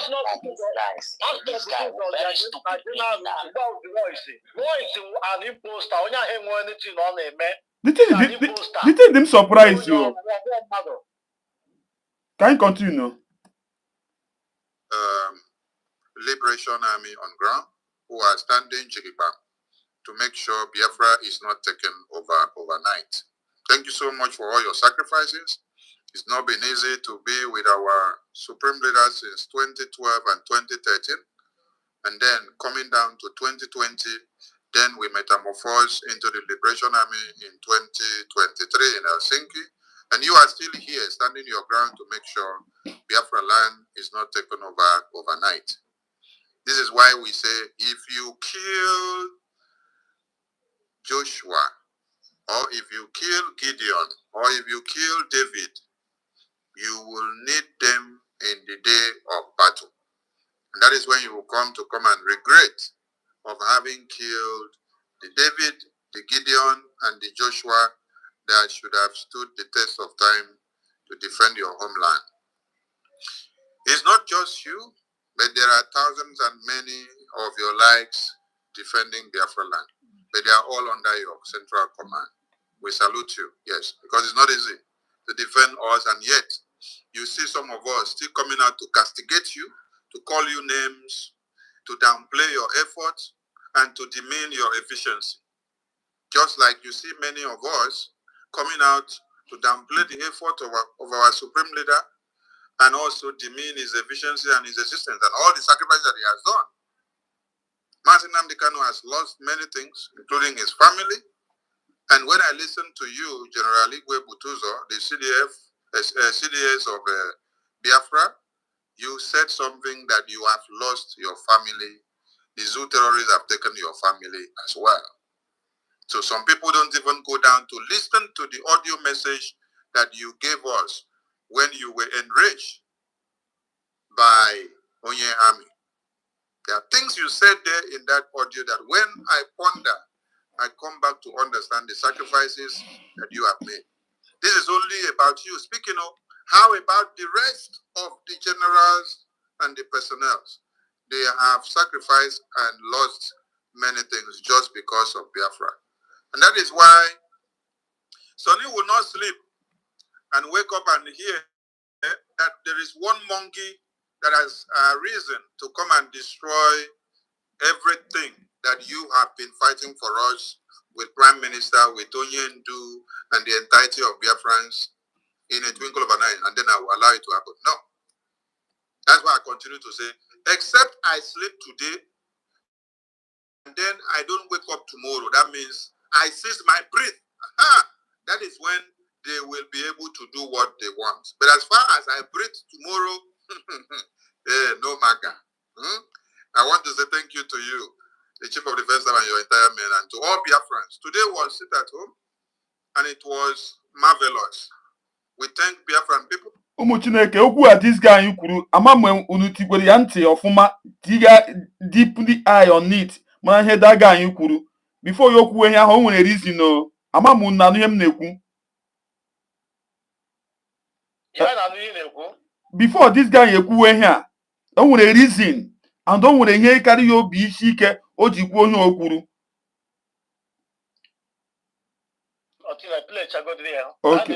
Okay. Who show solidarity to our supreme leader in court and the existence of Biafra, who also spoke in another way to tell Finland that it's not all about our prime minister, but it's about the entirety of Biafran people.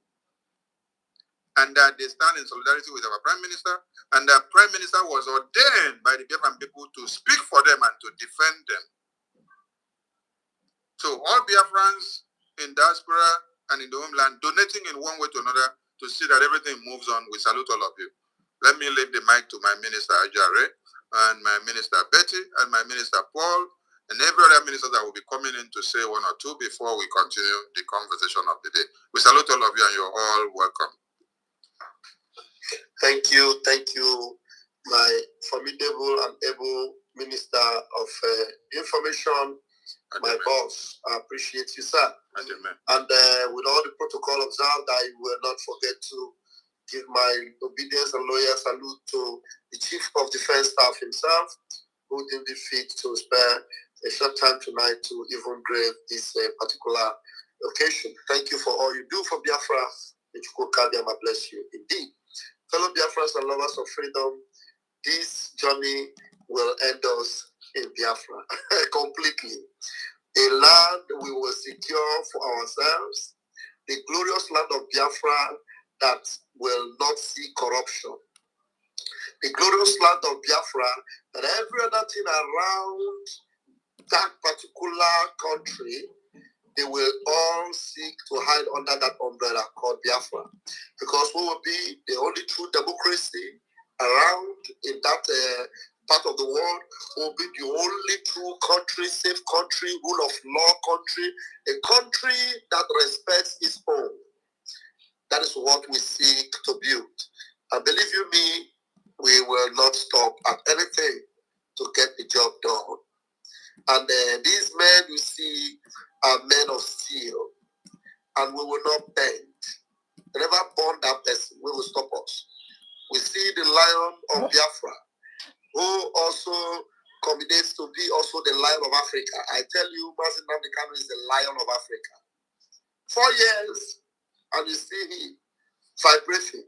Even though sometimes his body, they tell me he's not feeling fine, but the voice of heaven inside of him roars like thunder. And when the demons of zoo, they hear it, they hide under the table. Can't you see the way those zoo judges are all talking like cold fish? Because they can't stand the lion.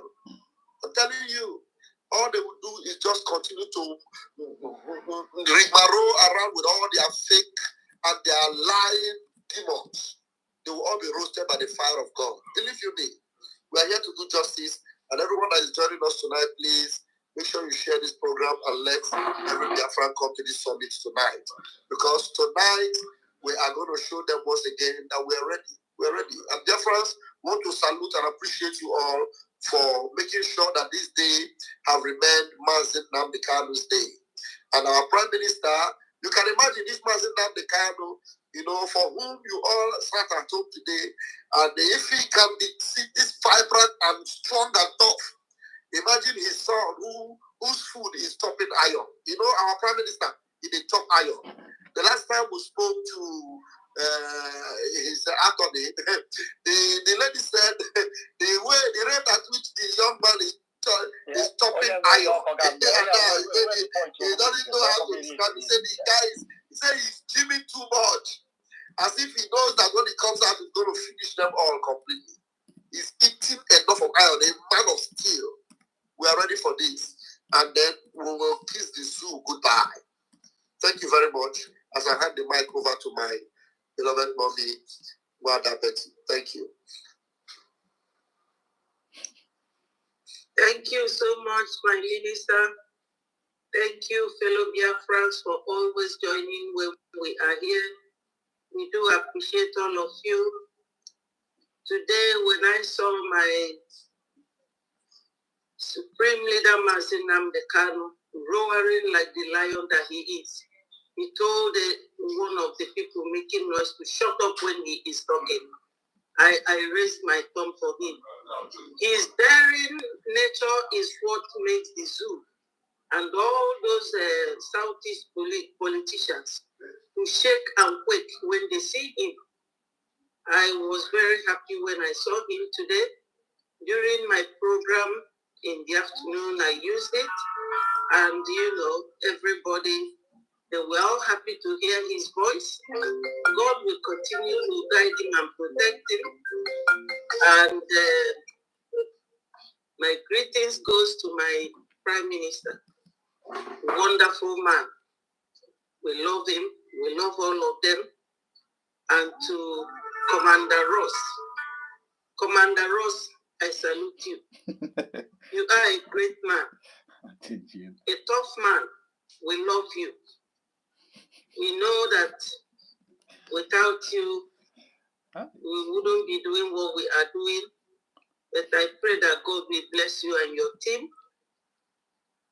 My greetings also goes to our APM, who is making sure that everything is working in accordance with our Biafran Charter.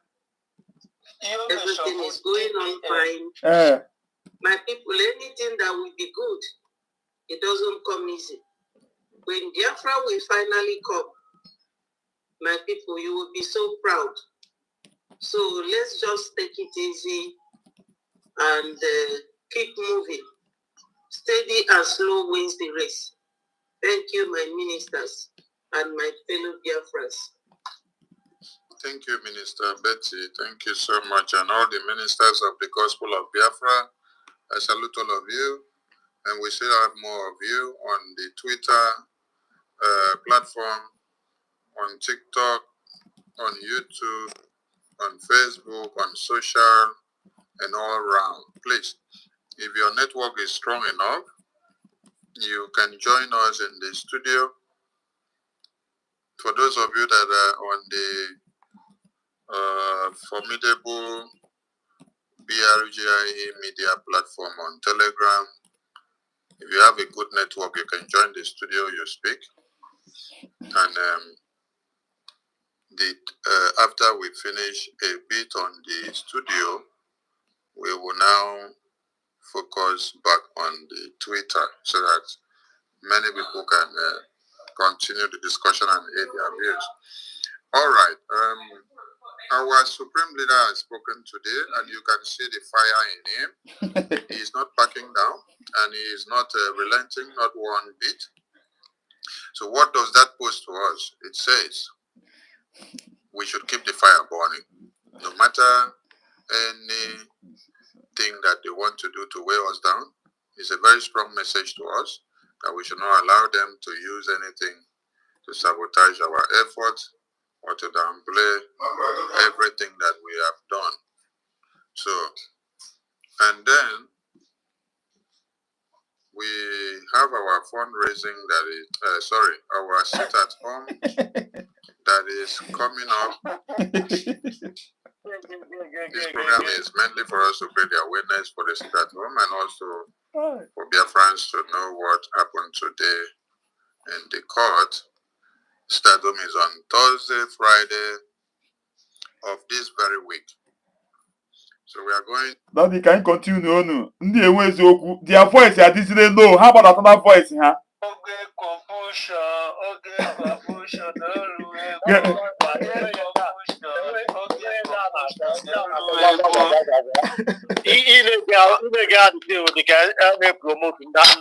I swear, voice, how you go no?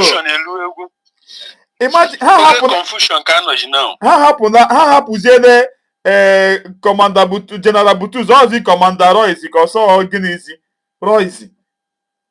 Hey, only who Royce here, you have to come and submit yourself, or maybe you na hifere. Oh yeah, come say come kwage. Umuchukwa be ma continue on the Biafrans na no voice you.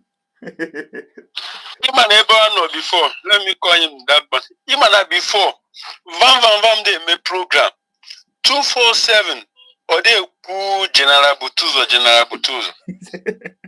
But I have gonna that General Butuzo and you made that caricature. Now the general have to go clear the head. Had to initiate the whole thing to have a change to Royce. Check Joku. Ogu Sonia Akbalawa Neku. Owozo to mention no Butuzo. Likewise, Vam too. Owozo to mention no Butuzo. You want a question the General Ross to tell you how Mariana and that Royce no one came. You will soon hear from Biafrans. We are waiting for him. Royce Onya just online shop. Onya no na edero na oyo for obere ko mepukwe YouTube. Onya ho nwe yo that Royce enwe anything no bula. Or somebody now not online 247 they respond. If they your reply, I go talk Onya me somebody with general, somebody senior way commander. Or talk from the one apart from that Gaddafi, this is Yahoo, gentle the Yahoo. That guy is very intelligent. That guy is very anyhow. We know blood singing number the guy in Atwase. We know blood wagging phone number the guy. All they had in what here. Because all go to the DOS. So on a plan on a high Joe because they can sabotage him. So they used to get where we're not Biafra, walk but not kill your air now. A bubble and your uncle. Even my Royce, if you go yesterday or tweet, if you go the Rafia, see my second because not my third. And we're going to be flop Rafia again. No, because of equal you go. If you program in Keremere yesterday, I'm a mayor pre-recording. Record the child, the elbows made the video before. About only was on this one and these people now people they follow how Wundara. I think that most people they follow how the rest of those people how they follow her. Now my ear when they are gonna confuse. Bobble. Wow.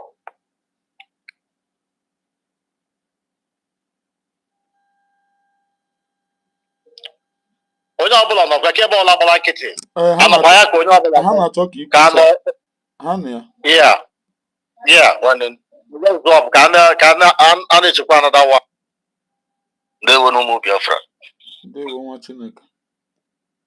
ndewo Humble Lion, ndewo Freeman Otuonye, ndewo Choose, ndewo nwoke Indonesia, ndewo our mommy Madam Ngozi Chineke nna Okenne na nwanne ndụ mmiri ndụ azụ amara anyị niile mma ise a na-agwọ ọ na-ere sure nwa ndị na-eme anyị gada ebe anyị ha na-ebere Chukwu na na-asị Chineke na lekwekwe ihe ndị a na-eme anyị lekwekwe ihe oge nkere na ndị otu ha na-eme anyị wee na-arụsa anyị arụ ala wee na-atụrụ anyị asị n'ụtụtụ na ehihie n'abalị Chineke na wee na-ezukwa anyị anwụ ụmụ ife anwụ ndị mma eziokwu from ndị na-atụ asị wee na-agbazi m obi afọ unu le anyị m ga-apụtat na ihe anyị kwuru ihe na-eme ọfọ anyị na-agọrọ n'elu ndị a mfu na omewe ego ọtago anyị pụtara na panel a wee na-agwa ụmụ Biafra na-asị ụmụ Biafra unu afụ n'oge nkere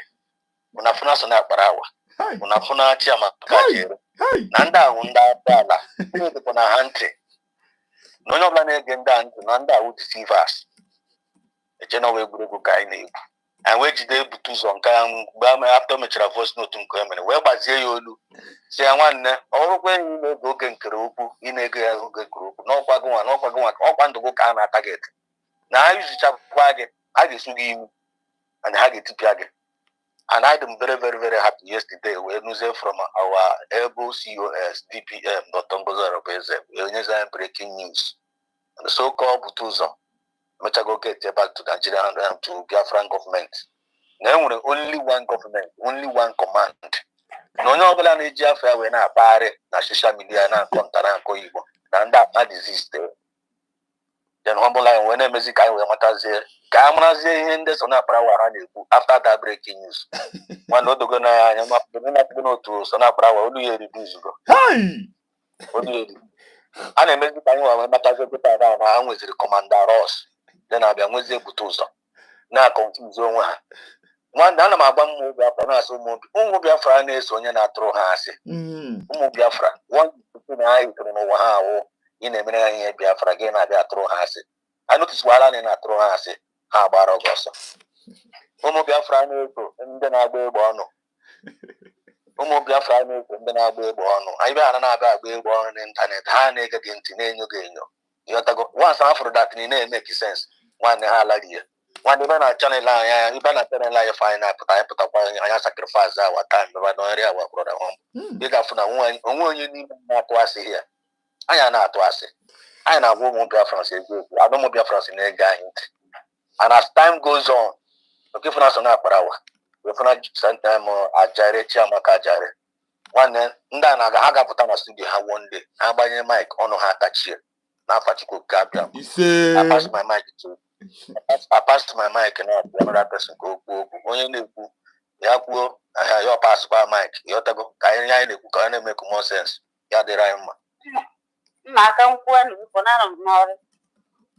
no one name. Ụtụtụ ọma ndị Java. Ike otu onye nna afọ m gị yesterday na nke Biafra Unite. Okay. Biafra Unite. Ike otu onye.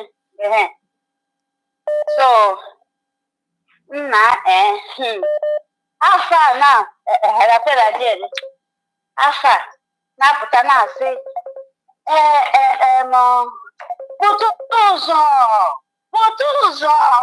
Butuzo, hapa opanaku. You know, I will Biafra, my anya haro. I will move Biafra. That's what I did. Don't have Barawa. Ukune Jugo. Oh, Jugo, Onuana pe. Okwanuana. Afana. Asa. Na-abịa na-atụrụ ụmụ unu nna unu asị because of gịnị? Because unu wee chie ụmụ Biafra. Ebe unu lego ụmụ Biafra. Unu wee lekwutozie anyị ka ọkụ anyị ozie anyị asị mba na ọkụ anyị ama anyụ. So na-akpara awa hafa nna odogwu kara odogwu. Anyị gwọrọ na odogwu nke unu bụ odogwu a ga-eficha ike anyị were unu chike wetu unu na toilet wee flush ya wee dakpu ụmụ Biafra mara ụmụ Biafra ụmụ nwanne m ndị nọ n'ala Igbo ụmụ Biafra niile please nobody should ever pay attention from Akparawa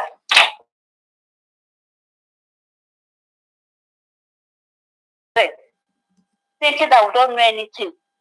Why I'm speaking English because Biafrans, not all of us that hear Igbo.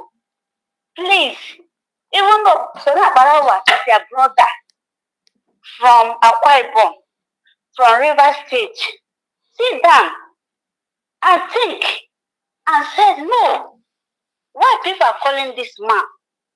Sit down and reflect, have thought, and say, no, if I go this, how can we get Biafra? My children will still be suffering. My sisters will still be suffering. These my people they are killing. They are killing my brothers and my sisters. No. Reflect. We love you people. We are not discriminating. Whether we are bringing money, we are not bringing money. You people are our brothers and sisters. You people are our fathers and our mothers. Please, I beg you people. Reflect. People should not mind them. Nobody should join them. Because you people have seen the truth have come out. We are crying for how many times we are crying about Butuzo. Butuzo have come out now. He has cleared the air. You people will know the truth.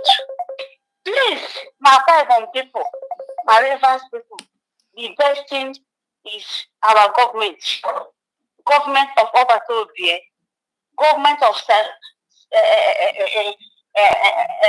Habaraburuburu, government of Biafra people, government of Obatobie, follow that government.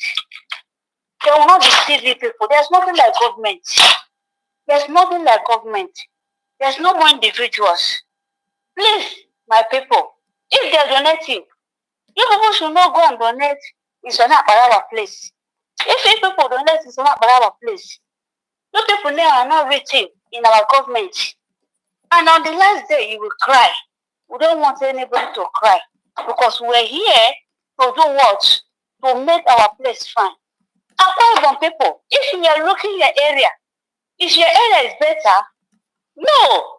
That's a state of people that they're telling. Yeah, they are abroad.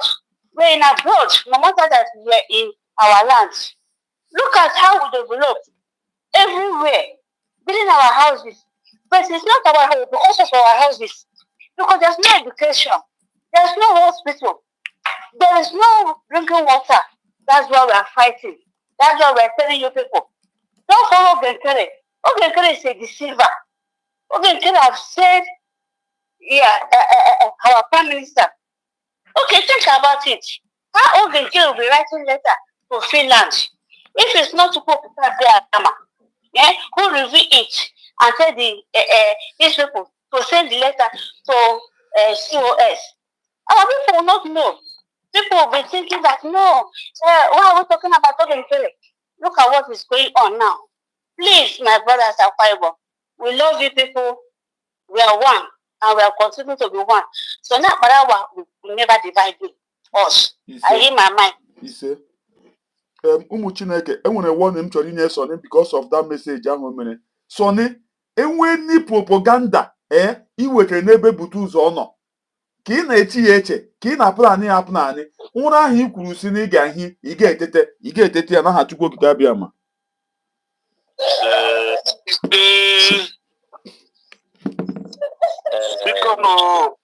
Biko ka m tinye n'ọnụ na anọ m n'ọrụ Maazị Chinonso na-ekwu. Daddy, continue. Freeman ike otu onye ekenekwa gị o. Ụtụtụ mma ekele gị. Asị m ka m kelee ụnụ n'ihi na ihe unu na-eme bụ ihe kwesịrị ka eme ka anyị na-eme ka m ghara isi ka ụnụ maka nkwu mana agwụpụrụ n'ọ ka anyị na-eme. Because I don't know Biafra, if you refuse to say ka anyị na-eme anyị niile a man able enemy within the house. That means you might not see yourself. I have almost 5 points to declare or to narrate on my own side this morning, because this is what we need. We need a group or a platform where we can be debunking these people, not our government. Like, when I mean people in the government, like we go 247 shoes for them to be debunking them. No, we need to have our own platform where we can come up and debunk these people, and that is where we are for now. Anybody who think that up to now he's still flowing these imbecilities, this Ogenkere and the so-called Chiamaka Jere, Sonia Akarawa. Let me say this thing here, like I said it in the platform. From day one, I never liked Sonia Akarawa from day one. I see him as a sabo. Mazi Iko Tunye, you remember on August 24th, being Wednesday, that we are on Chiamaka Jere's platform discussing issues. Remember when I said that towards the bridge, then there is over 15 Sabo in bridge that they are going to leave. But Chiamaka, you need to watch yourself clearly. If you can recall on that program, or it's in the night. I remember. When I said Chiamaka, be very careful of things because you might follow these people. Now, let me break it down to every layman understanding. It's very common and very simple to understand. But there is something we must understand. Among 20, there is a Judas.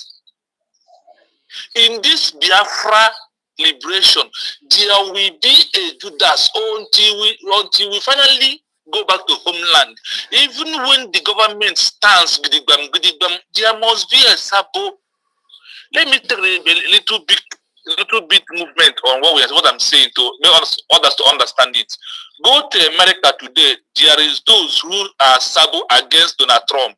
What are they going to call them? Are they not Sabo of the government of America? They are. If America can have Sabo today, talk less of we who are fighting. This is number one I want you to understand. Then what do I mean by this? In this government of Biafra, there is those who are Sabo inside the government. Yes, you cannot throw them away and you can't chase them until they show their face finally, or they prove who they are. Now, if anybody is continuing flowing Ogenkere, go back to that video that they leaked out when Obato Obie was addressing people and said, you might be in Kaba without knowing. See, this is where this thing finished up. This is where the whole saga ends since then, to my own mind. What did our Obato Obie said? Look at the name he mentioned. You know how many times someone won Chiamaka Jere on things he said on social media? How we recall not the last one was the fourth one before he retrieved his step. He remembered. And in the meeting, they are gathering and sort issues between DPM and some group of this group of people. Remember how they are rolling together. Chiamaka Jere supported Ogenkere. Sonia Akarawa supported Ogenkere. Ogenkere supported Chiamaka Jere. Betty supported Ogenkere. The so-called group, peace something that I don't even want to mention them here. All of them, these people, they are devoted. Go and check that thing I said that about 15 of them will leave, will depart from this Biafra government bridge at that time. Go and check. They are those who departed. After you follow Biafran, ndị banyị si n'okwu Igbo ka edi afọ ụzọ ọ na-edi anụ ihe. Our people, if you go back, this video, Humble Lion, you must bring this video back, that leaked video of that meeting that Obato Obie was addressing them and telling them, why are you fighting this lady? Because of this, you have already formed Kaba. In okwu Igbo, ndị banyị na iriroro rugbo di nwe abụ ofu abalị ka o roro ya. This has been happening. They have been looking for a way. And when they see a little bit slight mistake, they grab it and start blackmailing. That is who they are. They said in English word that the bird of the same feather must flock together. These are Ogenkere.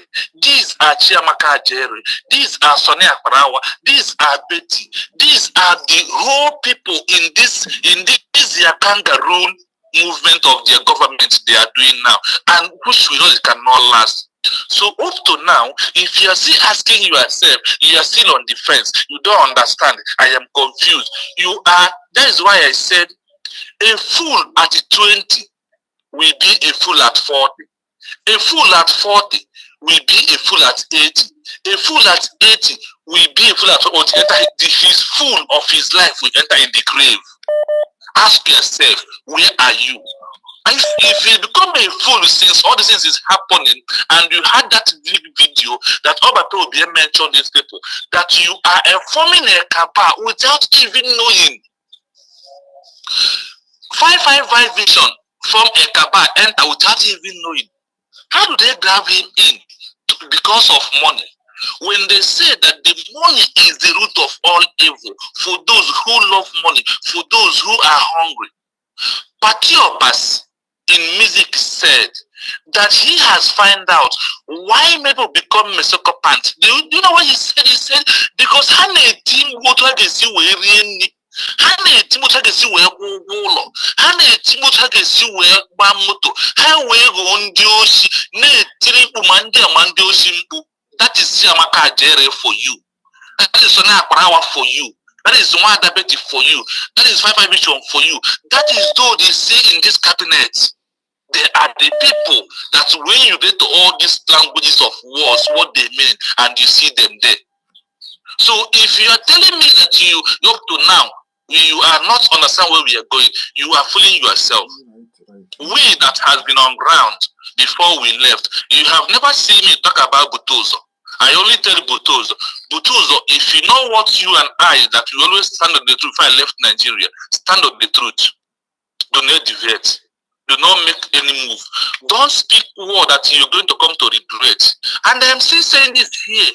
If anybody claim that he is fighting for men on ground, that he's not doing it for men on ground, they are not doing for any men on ground. They are doing for their pockets, for their own benefit. Why did I say that? Because this is how Judas and Judas started. We have men on ground. If anybody saw Simon Epa picture, if anybody saw Simon, we will cut his head. This is exactly what plays out. Do you know that before I flee from Nigeria, that the so-called Judas and Wuru give order they bury Ejima life? Do you know these things? My brother, a lot has happened. And those who followed Obi-Wan, when I was talking to, I tell Obi-Wan, a lot is going to happen and it must continue. If your heart cannot carry it, close your mouth, stay indoor in your house. Because this was meant to happen for you to know who is who. And without this happening, there will be no beginning of Biafra liberation. There will be no revelation, there will be no opopo. There is no exodus. There is no Leviticus to the revelation.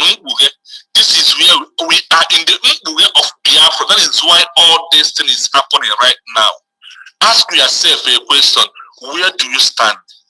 Do I understand what is playing on the gallery? Forget about these people. We must talk about them.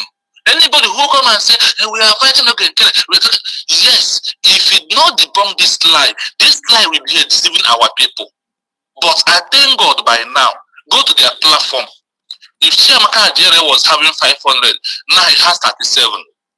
Before 6 months, my father as Ripoka, as last year for 6 months. Like after the 6 months, the truth will prevail. And when the truth prevails, the lie will disappear. Those who fight Simon Epa, where are they today? And you claim that somebody is your leader, and the person even sent his lawyer to tell you that Ngozi Orabeze is my surrogate. You don't go and ask yourself, what is the meaning of the new word surrogate? Don't you understand that is what it means? That this is my second in command. After me, there is this person. That is the simplest word. The layman understands that word surrogate. Our people, we must continue to debunk these people. We must continue to fight them. We will let them rest or they disappear on this Biafra movement finally, like those accountability and the rest of them. We must stand on our feet I want to stop here. I'm still here. Let others say the only with my mic from here. Thank you. Watching it. There were watching it. Now, after me, my own,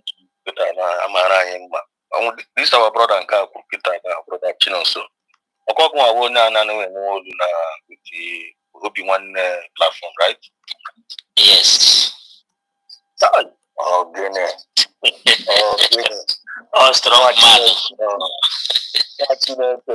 No, you got one. Even a platform, you got about the Biafra TV. I am covering us. Monday put all two things together. I want to come on media because I want to finish what's. In fact, I want to say things I don't have chance to say because my brother, I joined Biafra starting from Owazike down to now. When I entered Owazike, my brother, I was just 12 years old because something happened to me till today. So I have a lot of influence when I'm talking. You can see that I don't check what I'm saying. And I cannot. You remember when I did program with Robert Obi, when I exposed what's happening in Anambra and how they want me to join the killer squad to lead it. This is Hitler when I was in the zoo. Who are you? See, let me tell you, nobody is in a rush in the Liberation Army. Nobody. A minute, because I'm a man who put you on. And I have to accident now. That is you got work then you got work on your who say Farabo and having so much less hearing from you and we are privileged having you in our midst. And I want that goes. And another thing I want to do, everyone have people that join this platform. And our brother Humble Lion who the host of this, who the host of this channel. And Chineke na whether here one way or the other. So when I'm telling you, actually we are a moderator at this cabinet. I want to be a moderator. And I want to when I was actually we a moderator at this cabinet and when will look at all vote. Because I know now government of the people, by the people and for the people. So that when you put your humble nature host what type of topic here every day, just like we before. What we teach the topic. Another call is in at the cabinet during the call session. The other phone call was all these callers in and I only when your time. Now one brother no so and when you keep Makanyo and Yapuru, when you add where this 3 minutes or 4 minutes where may I address, maybe Biafra's address. I am more coordinated. I don't know whether you understand what I'm saying. We understand. Yes. We understand. And watching it. You understand. When I make that point, I just say I yield my mic under that minute. Because this thing can happen each of every one of us here. I get here because even a one I'm going to make one so you know the self. Only also get check from culture equal. So I know how this platform market and millions of Biafran they are listening to us. And them are no more Biafran and I like in again. And once you are saying I like it and getting a vital point, I get you in Allah. So when without wasting of my time, so when you're actually a moderator, now we probably next so that camera targets you America so that we are progress this channel or equal to one. Also we are building this channel or building kind of think of everyone of channel promote to channel I build to debunk every lies of the enemy and to promote the Biafran government. So I am to you. So I want to open to the one. I am happy also. Yeah. My brother, Biafra exodus. So Bahuru, we are saying Uguaga Toto, Obadu Rete Ambo. Yes, I Penga now. So Badu. Mana no money say Bia so moderator just to wear the job naga because to Kurangani already. Yotala him to you. So I'll go out the moderator for now, just to wear naga so that already too much of course I able to here now. Yotala. So No Muchuku Kabia Mekelele Moon, the USB will stand, all that thing where we are about the government I know. Yotola, what do buy like Azuna government of a government republic in exile? No, no USB. And Ima, I say here could bear. Just like voice commander Ima one ihe no n'ụwa onwe onye na-ada rujolu and then when I make mistake. But the worst thing we make mistake, ana try correcting inish to na waga just like in Kere and umunne ya vam na barawa na biti nandozo. And make mistake the whole Biafra na correct inish to naga. Common na imokwa how long it will about na nwanne bịa me account ya gbafu onye ọbụla na-ekwu akaụntụ a ntukwe na ọ ka na-echitukwu ọnwụ ndị ụmụ okuku ka ọ ga-abịa emere akaụntụ or whatever ịghọtara oke ihe niile ekwuchara ekwe na dịbọ nke ya ajụ a na-achọkwa correct ya onye isi ọnwụ na-aga ịghọtara now ha bụ ụzọ pụta minogran bute ụzọ minogran ịma ọkwanye ahịa ha na-asị ọ na-adị mma mmadụ na mee mistake correct ya gee ntị at least mgbe onye amị tọpụrụ to general bute ụzọ and other ones ya na onwe ya mana ọwụdụ naanị ya ahụ general anyị nwere na ada enwe ofu onye adawụ military country so enwere a lot of ndị sokwe na ihe a na-eme ịghọtala and they believe when na mgbe tiwe ọgwụkpe etigide ọwụdụ sa kparịrị ya akparị general ike ewukwa because emegere m general and ile anya na ị ga-ahụ na ndị abịala ụgbọ na-eburu ha general na-ebi ike ros ma chefu na kemgbe ụwa vam na-eti n'ọwụ general bute ụzọ general onye ọbụla even adị ekwute okwu ros wụ na social media ka anyị na-ahụ. But now, just this commenter now, this voice on Yamre now. Here could do you, na here ni la parawa, you was uzi Ross, commander, even Sister Betty. When you Sister Betty Mike, or what to do, Butuzo no need. On some Butuzo, no, we think Kerry, no, with them, no, not within that, no. What Butuza, on your was now, Ross on Namagi, Maros, or one Maros out of man.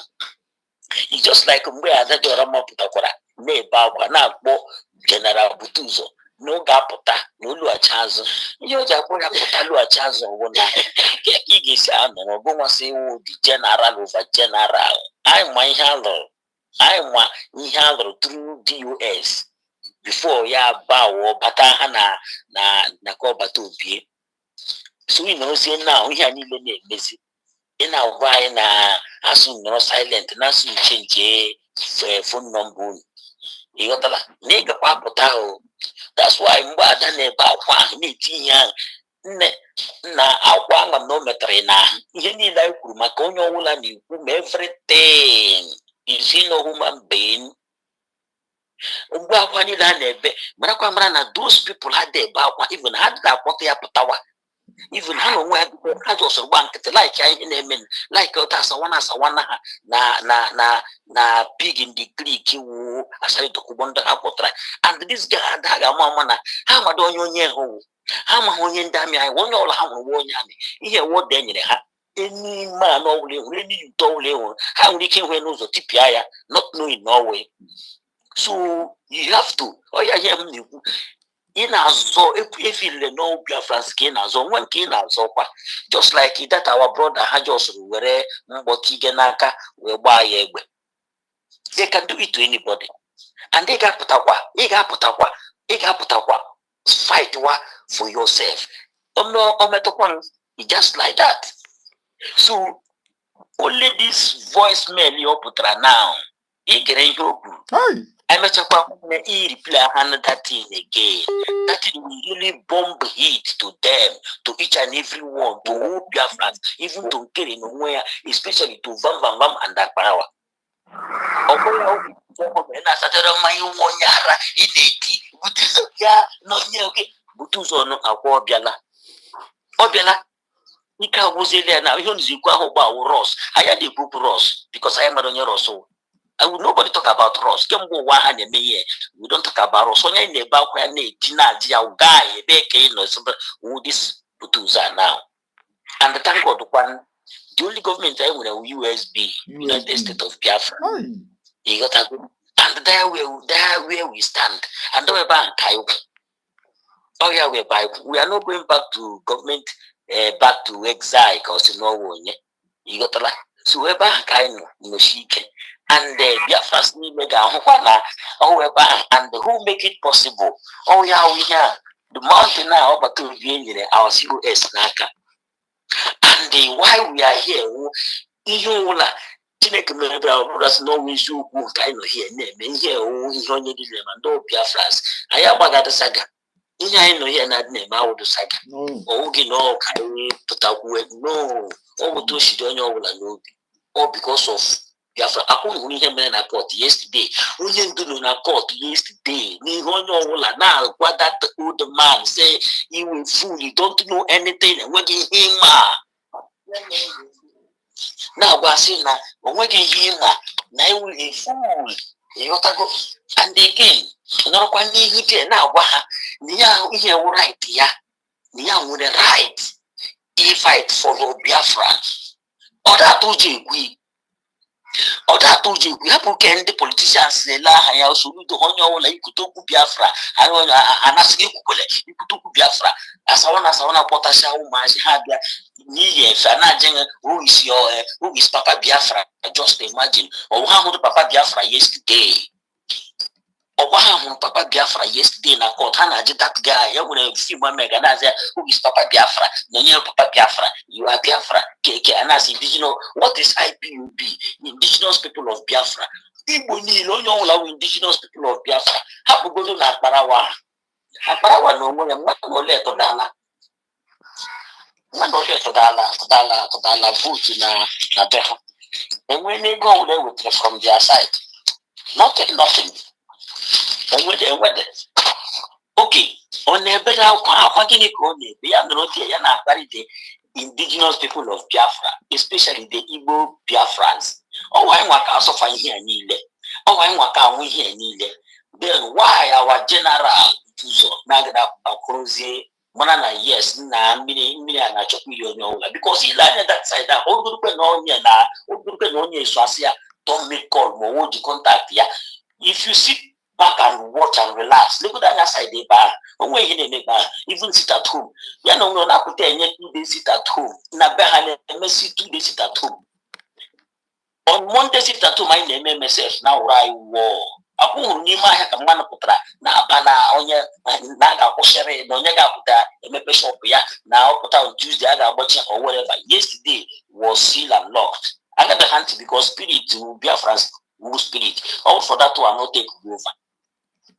Before our prime minister like 2 days sit at home or whatever, on the year ahead.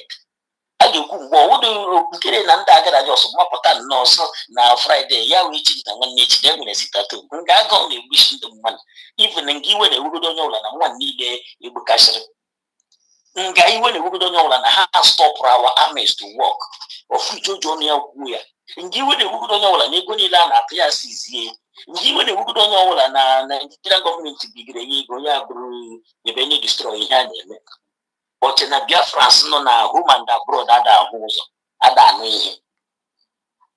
That's why General Judas in that name USB ịmụ ọwụ ihe ha na-achọ dị ịnụ. They don't want to hear that name USB. Ha ka na-alatakwa fall back to brig.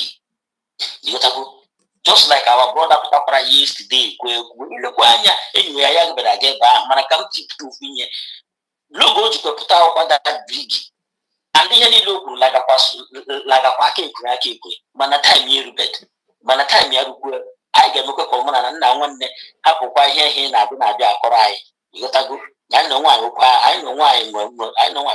ụkwa ndị akụkọ Biafrans zọkwa ya wee anyị na-eme ihe So I make it there on your na in truth we stand and in USB we stand and the our COS goes on a visit. But then a mistake. Or maybe a mistake. I correct wire. Yeah, whatever. Only mistake I correct just like watching an interview. Nanke Dr. Damage. I correctly. Ogalaga, Mama, no, correctly. I say, but over time, the quote on Yakure. Mano in Kirian and look at it on yesterday. Now for somewhere. Our brother who play your son, I like why my voice here now. Now, when you go, what I know what I got you got to those need to know who as if I would educate in Nanku. Even go back to being in Google, and they can know where he could trade here. I suppose you watch it. That's a lawyer, no matter. That's a lawyer. On that, they are the two. This is happening when only to Korea yesterday yourself. We keep only to Korea tower. And don't don't talk while I'm talking. Because you need to know the gym. We're going to know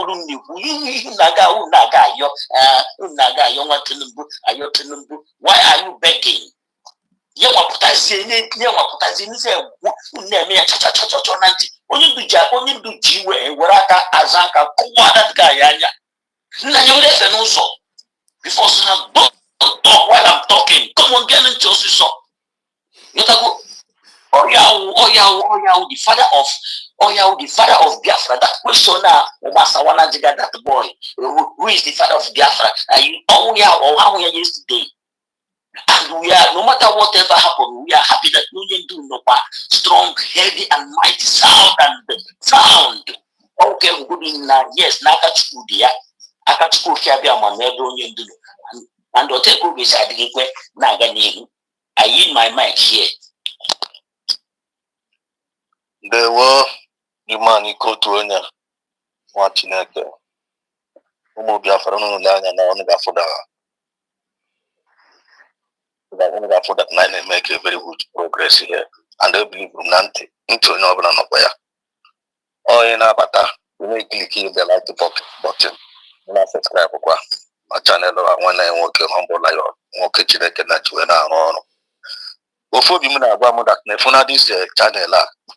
Only internet cannot read channel where me no more Biafra. Yotago. I'm no channel like never too much audience. But to go gather maybe the channel now where but you see on because only a lot of mistake among us. You watch how to do when I work on a book brother no so. What's that like I do wine? Where do you stand? Where do you stand? Adjutant is very, very important to each of every one of us.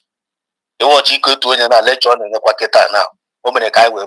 In the midst of harmful Mazin and the Canon attack, we made Don John, we made DSS. He still never give up on us. On our bamba, now bashing in front of his enemy. And then the lawyer said, I claim one day I that's safe a week. And in a Uchande, work up with me, to go no job. And Hajimazin and Kalu were not wire. Hajiman Mazin and Kalu were not wire with the Nigerian government. After that, I made a camouflage and I got abandoned the Nigerian government. Now calm down. We are trying to convince him. But me chanishi that you aside to political solution. One, all these people are deceivers. And I like me, Martin and Kaluman that man yesterday. We pay a kind of social media. When I'm talking, don't need to talk. Listen to me. Stage Martin and Kaluman Sikita now one Nigeria. I have the right to agitate for my people. I have the right to agitate for our freedom. No, release here. No release here. So I have to meet this opportunity. I get and I pass around mic to one I work. Man, one I work in Korean Malay. Can't know back was 9619 or 9619. Is that fair? Kevin, right? I greet everybody. I greet everybody, my brother. All USB move forward. There is no here, not there. The thing not there will be say all these people are propaganda. They don't have any other thing to offer than gossiping like the former DOS. And anybody will designing spirit. If you have designing spirit, Nobody will to tell you where to belong in this struggle. Because if you have a designing spirit and if you have designing spirit, nobody should tell you where to belong. Even when this thing started, I shake it for even one day to know where I'm going to stand my stand. Because these people, how can you be saying that you are acting prime minister? You can't even come out and make speech, and you can't even come out to answer questions. You can't even come out to answer questions. Then your cabinet, this so-called cabinet, that was say nobody should ask our acting prime minister question. While our DPM Agwai, she always answer every question. Even right from Mazina the Kano. Mazina the Kano, if you are asking Mazina the Kano, even if you are insulting him, he will listen to you. After you ask your stupid question, he's going to correct you. The same thing, our prime minister, the same thing, and our DPM also is doing the same thing. So, only the right sense is here. I have potassium. You can't come out and be making, I will only come out whenever I need.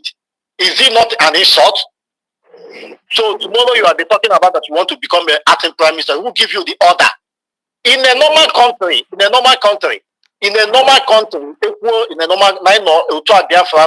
in country. After the prime minister, the DPM is going to take charge, or the CSO, because I think the financial distance is appointee is an appointee. They can sack you at any time, but the DPM and the prime minister and the president and the vice, they elected both of them together. No one sack you, but some people don't reason like that. And I can't see the reason why. Yeah, I'm with 40 states. In every film and I end up confused our BLUA, because can happen our men on ground, our defense force can in our men on ground is our defense force or BLUA. You know how they deceive those people who, as initial time, that's fundraising. Okay, our people that went to Finland, most of them are Batabe. And the DPM are right, okay, let us wait. Let all of them come back so that we can be able. These people are taking. Who gives them the audacity to come and be raising doing fundraising? And on all our prime minister, can you do that? No. It's because of they are not giving respect. The cabal, they have already formed the cabal since all this while. And this the cabal now, our DPM doesn't want to like it or to repeat it, because that thing repeat itself again. I notice now that this new government now, something now that they have to kick you out so that you're not going to corrupt others. I like our movement, the way she's doing. And our defense force, not our ground, not our homeland. These people use propaganda, use all deceit, use so many things, wanted to convince them. Understand? Now see, okay, our men, the 40 states, then we'll go 40 states, all the admin, the head admin, now governors. There's nothing, if you want to get any information that is happening, you are going to get it from your governor. The government is going to pass message to your governor. Then your governor is going to pass it for maybe via Telegram or WhatsApp. And when anything is wrong with there, then our people that is working, our BLA or our defense force, our navy, that they are going to have their ID card. That is how in a normal country it is a mere. When I'm somebody when there's something in there, I find that's not this person, not when you are committed this thing now. And there is nothing like a third party. All these things, some people, and they put this thing, or they call another thing in there. It's a very simple something. There is nothing like a third party. They will go where I know that government in exile. They will go pass to success. That success get people who most of them are family men. Most of them are single.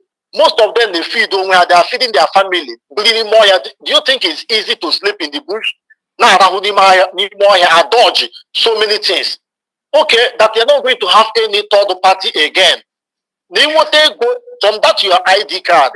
They want your monthly salary all depends on this suck you want your money.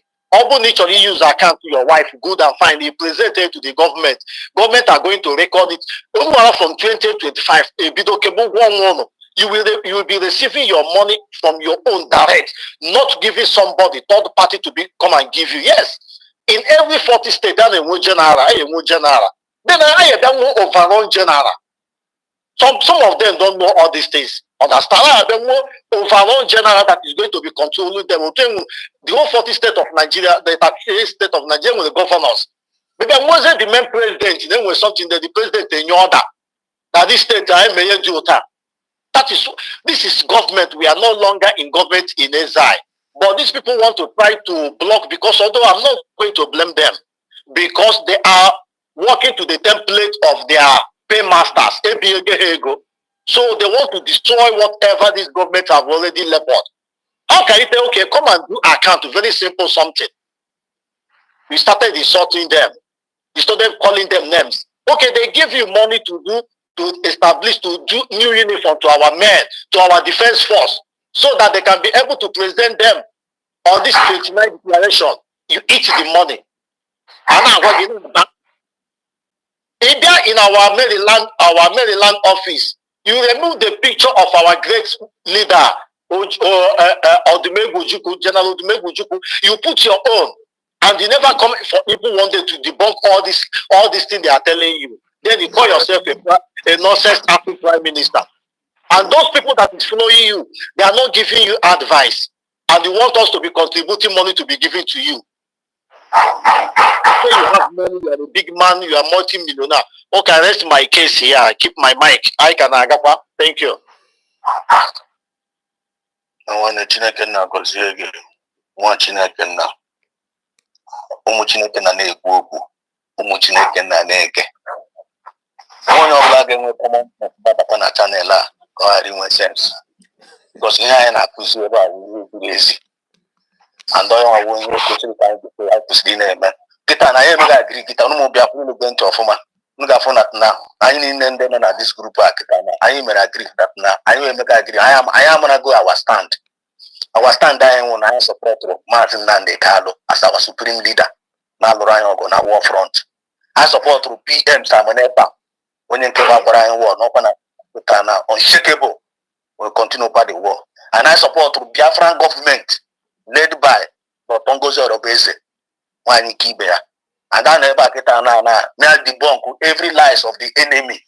Mantoge nkere ha, ma Chiamaka jere ha, ma IPOB Nigeria. Ma ndị niile na-asị na ha na-eme disagitation a wutu obi arụ ala, wutu deceit and ekworo. I want to hear now to put every record straight. No one that knows them to the battle here. Our host, no one battle to them one and make this program. No one some mistake I name among us in the media. Now name after that mistake, I done a channel, you're gonna channel, I see correct or ya. Some people are not advertised, but say no about war. No one can walk, I want about. I want to pass I want name. But no one know after me among us, so I wouldn't want make a mistake and correct or among us. So I can like keep about mama in our miss Madam Ngozi. Okay, advice when you can like advice now. One time okay brother Remunus Opatra Yaga make one broadcast to make it. We see that information on all 3 days ago. Look, we are offering a gogo. Not now our leader EM Samanepa, not the all the arrested and engineer prosecution of terrorism 3 days ago in Finland. And that kind of news, this kind of news are drama for our people. Now, our rifle information, this kind of news can create a heart attack, or maybe you can create hypertension in the heart of our people. No drama. And the next one name, okay. So, no way information will be for. Now, you want to inside government, you are one of the cabinet. Nene don't Ganya. Now, get boy and a food, never got the Ganya. Now, no, about speed, you are for the Ghana channel. Now, get made the broadcast. Only put the confusion among us. So, when I work with a channel, they are always Japa, Sinana Ganga against him, which the one I work is not Ganga against him. So, Mama, when the Modi will king among us in this kind of incident, go and continue him against him, also Nemo to I. Mama, madam, I want to pick a mic again. One okay, before Mazi Chinoso, letting come to Ogozi, and one again, I'm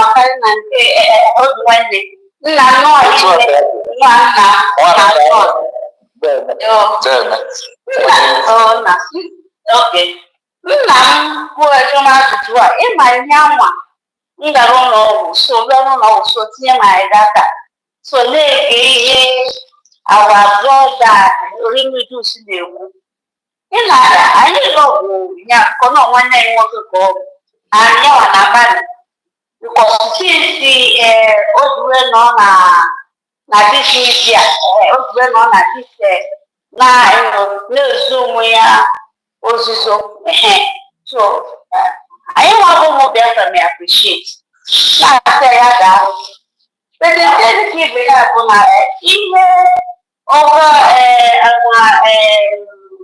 my brother Lion kwuru otu ka anyị chekwu ya ọnụ ọ bụrụ na ọ bịa ka ịgbazie ndị mmadụ olu ka anyị gwa na ihe anyị si na midia na ọ dịghọ mma ana anyị na-ekwu ya n'ọbụ na anyị na-eme saga anyị anaghị eme saga ka saga dị iche bezi na anyị na-ekwu ihe anyị kwuru na midia ana na okwu na olu ndị mama anyị ntị ma ndị nọ na abroad ma ndị na-agwa onwe BP n'oge egbughe anyị nke dịka ibe ya bụ na ịma na onye nwa bụ ihe na-esere ọtụtụ ndị mmadụ niile ekwe ekwe nye na-aghọta ihe dị na gọọmenti.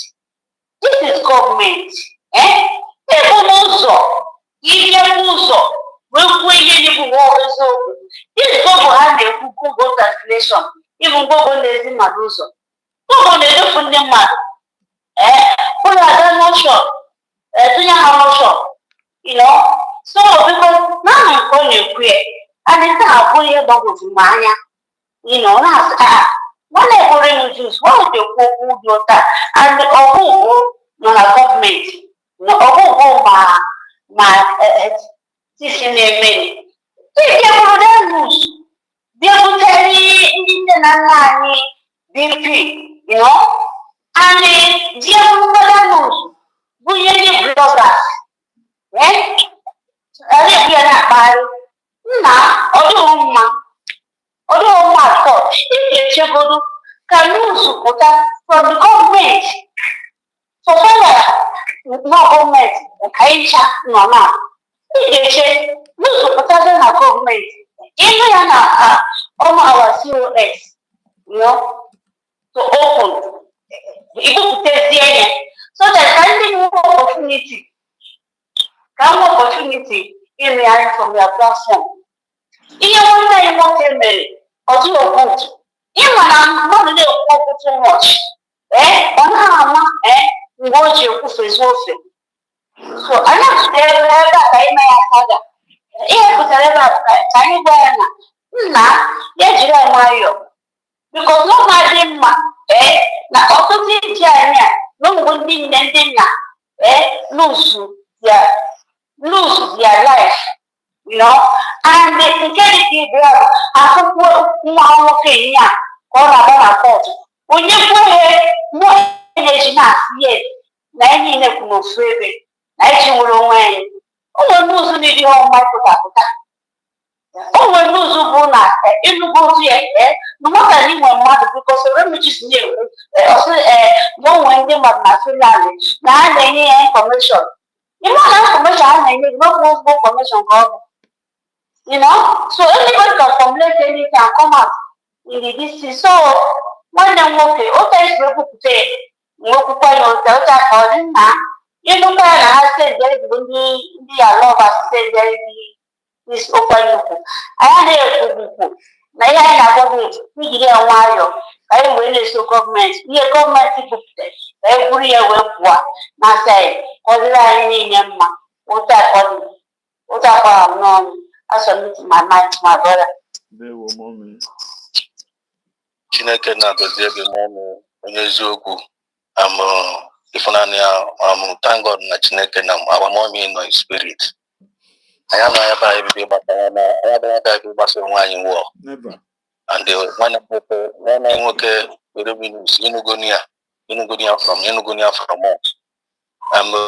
Ozi ọma na-akụzibara gị n'ụbọchị nke tawo biko ọrụ onye na-arụ n'ụmụ Biafra dị anyị mma anyị lọfụrụ gị asị nwanne nwoke pụta ọwụrụ onye niile onye mere ị ga-agba spid gaa na platfọm gị na-adịghị o nwere somethings na-adịghị sensitive ikwuo ya ndị mama anyị na papa anyị nọ na village enwe high PP and then na struggle enwezie confusion then give opportunity a wee nyezie our enemies topic to say ọdịrọ mma so to efe anya na under government kịta na anyị na-enye gị ka device ọnwụ na onwe some certain things na ịnụrụ na edozighị anya biko contact the government. anyị nwere minister of information anyị nọzi under government kịta na any ozi ọbụla otu mama esi wekwukwa ozi ọbụla pụtara from COS this ebe a bụrụ information ọbụla pụtara from minister of information this ebe a bụrụ information but ọwụrụ nke information anyị na-ekwube minister of information ekwube kụnwa aga na-aga ekwu ya na platform ụdị ya na-ebute confusion so anyị nọ na this platform wee na-asị ka ụdị ya ghara repeat kwa again ọ na-adị anyị mma n'ahụ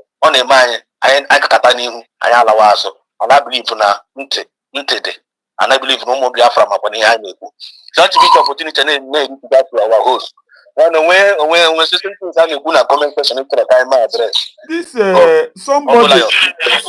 somebody bịara snowu bridge acting prime minister Ogechukwu Nkere. I am tired. Let us support Dr. Ngozi Orabeze. I have surrendered myself to her. Let us stop fighting her. I am Azaya Anyogu, aka Ogekere. So more respond, are you for it? That if you are the person, then come up on this and call the Biafra want to talk to you. Because before I address hello. Okay, one right up. Continue. Okay, yeah. Before I address this,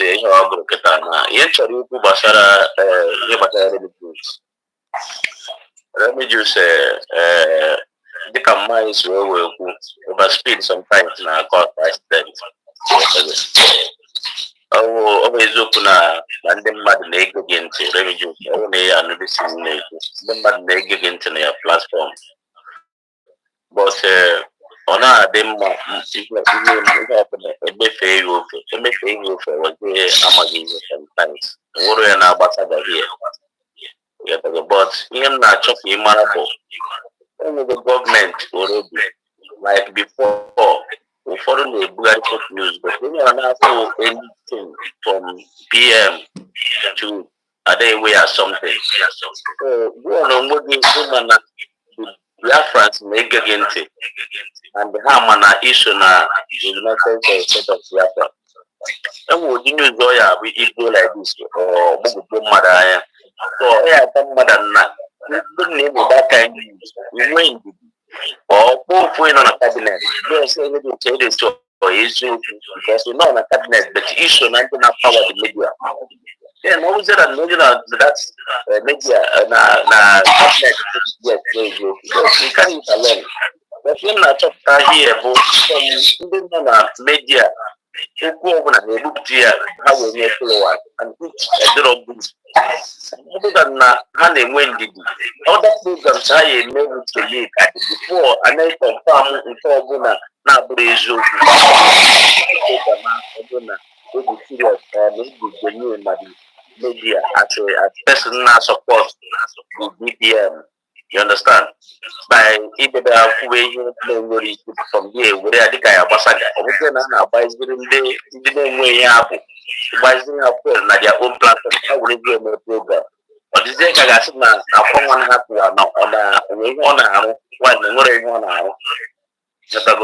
And then when you revenue complain too, yeah, go several times in the people.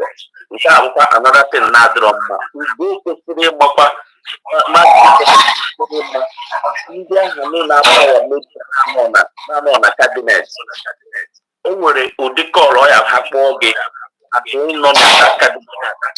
People to call my hand for mammy information with the only way to register or brought ordinary in media. And when they had to push the Biafra this thing, well, which somebody like that refugees or like Kellen Nana, over the name of the register. Why, and you go 247 on your cabinet. Try a big game or go people who may get a message. So, don't be people. Fall back. And it's only that. That way now, call as well. Because I already used to complain with me after several times with people. So, we can't have that.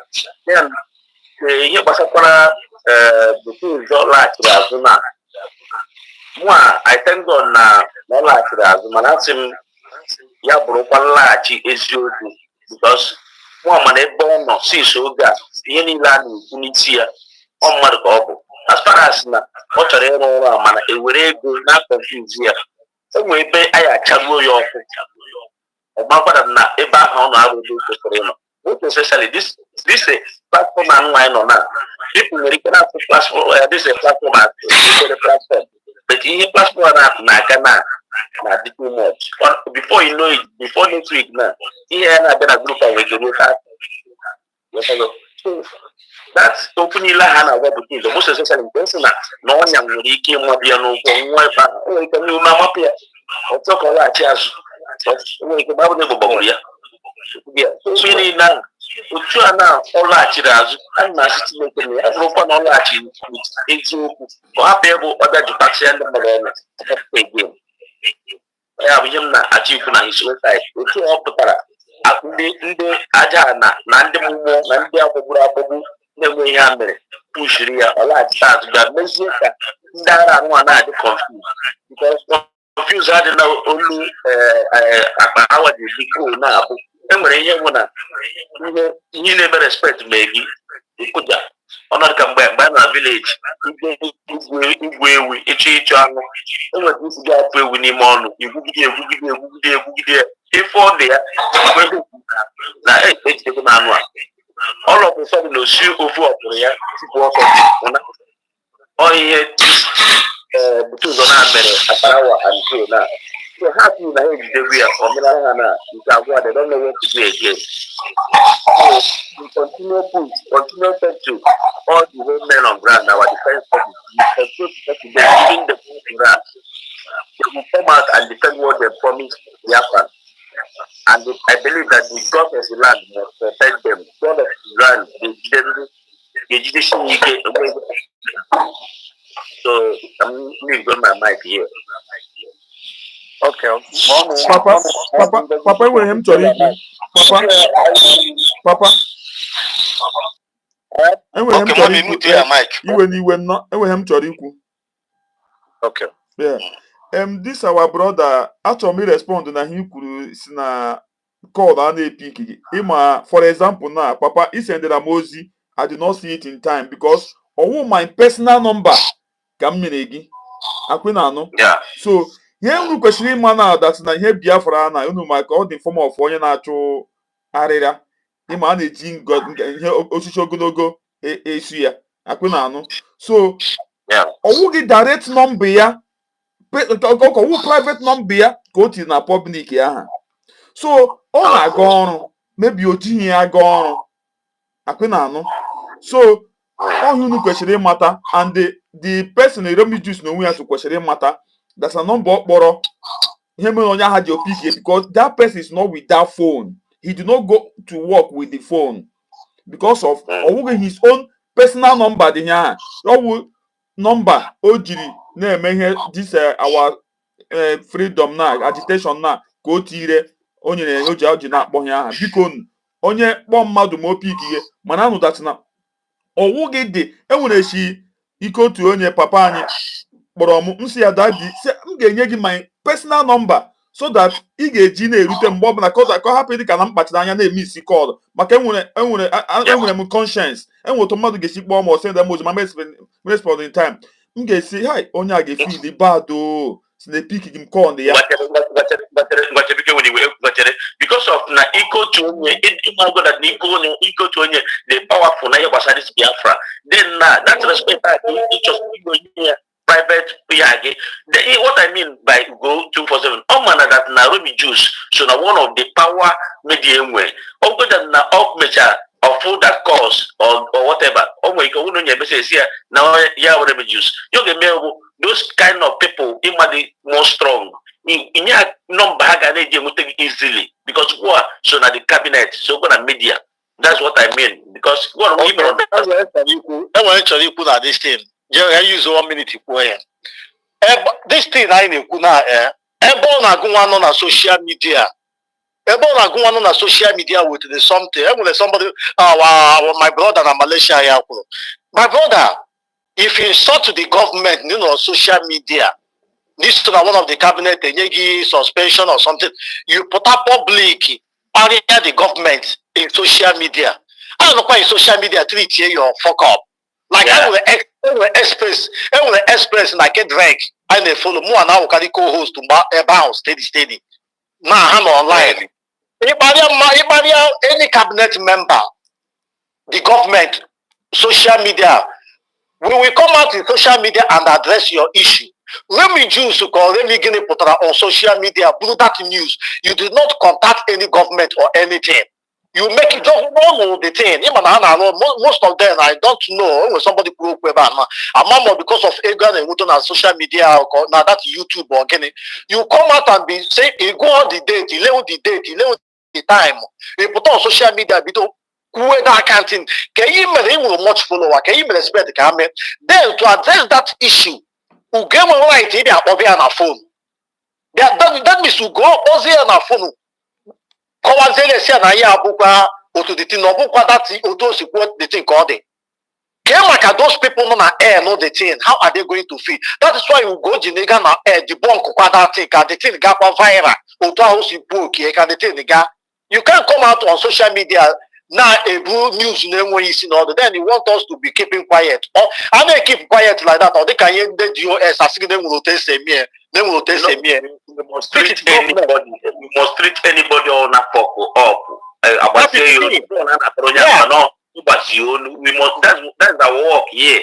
But in their own no statement here. No the statement here. Nana Maria in Katako, and many Kakus meeting. You will picture Ugo, and the picture our US. What does that mean? Why can't you do the program? We'll go with that program or with the touch picture. No. Can you want to wait the picture our US and the Ugo Tiabao? Then we are hide. And where this government in a hide? The same thing our sister, that the woman now they can hide something. Now those ones those ones are the one meaning. I think with the government, they were something the government in them, Hana make people mara. Those ones are the one. They can't come out on air and be saying that kind of thank you. Okay. Because no one to eat the fire because no.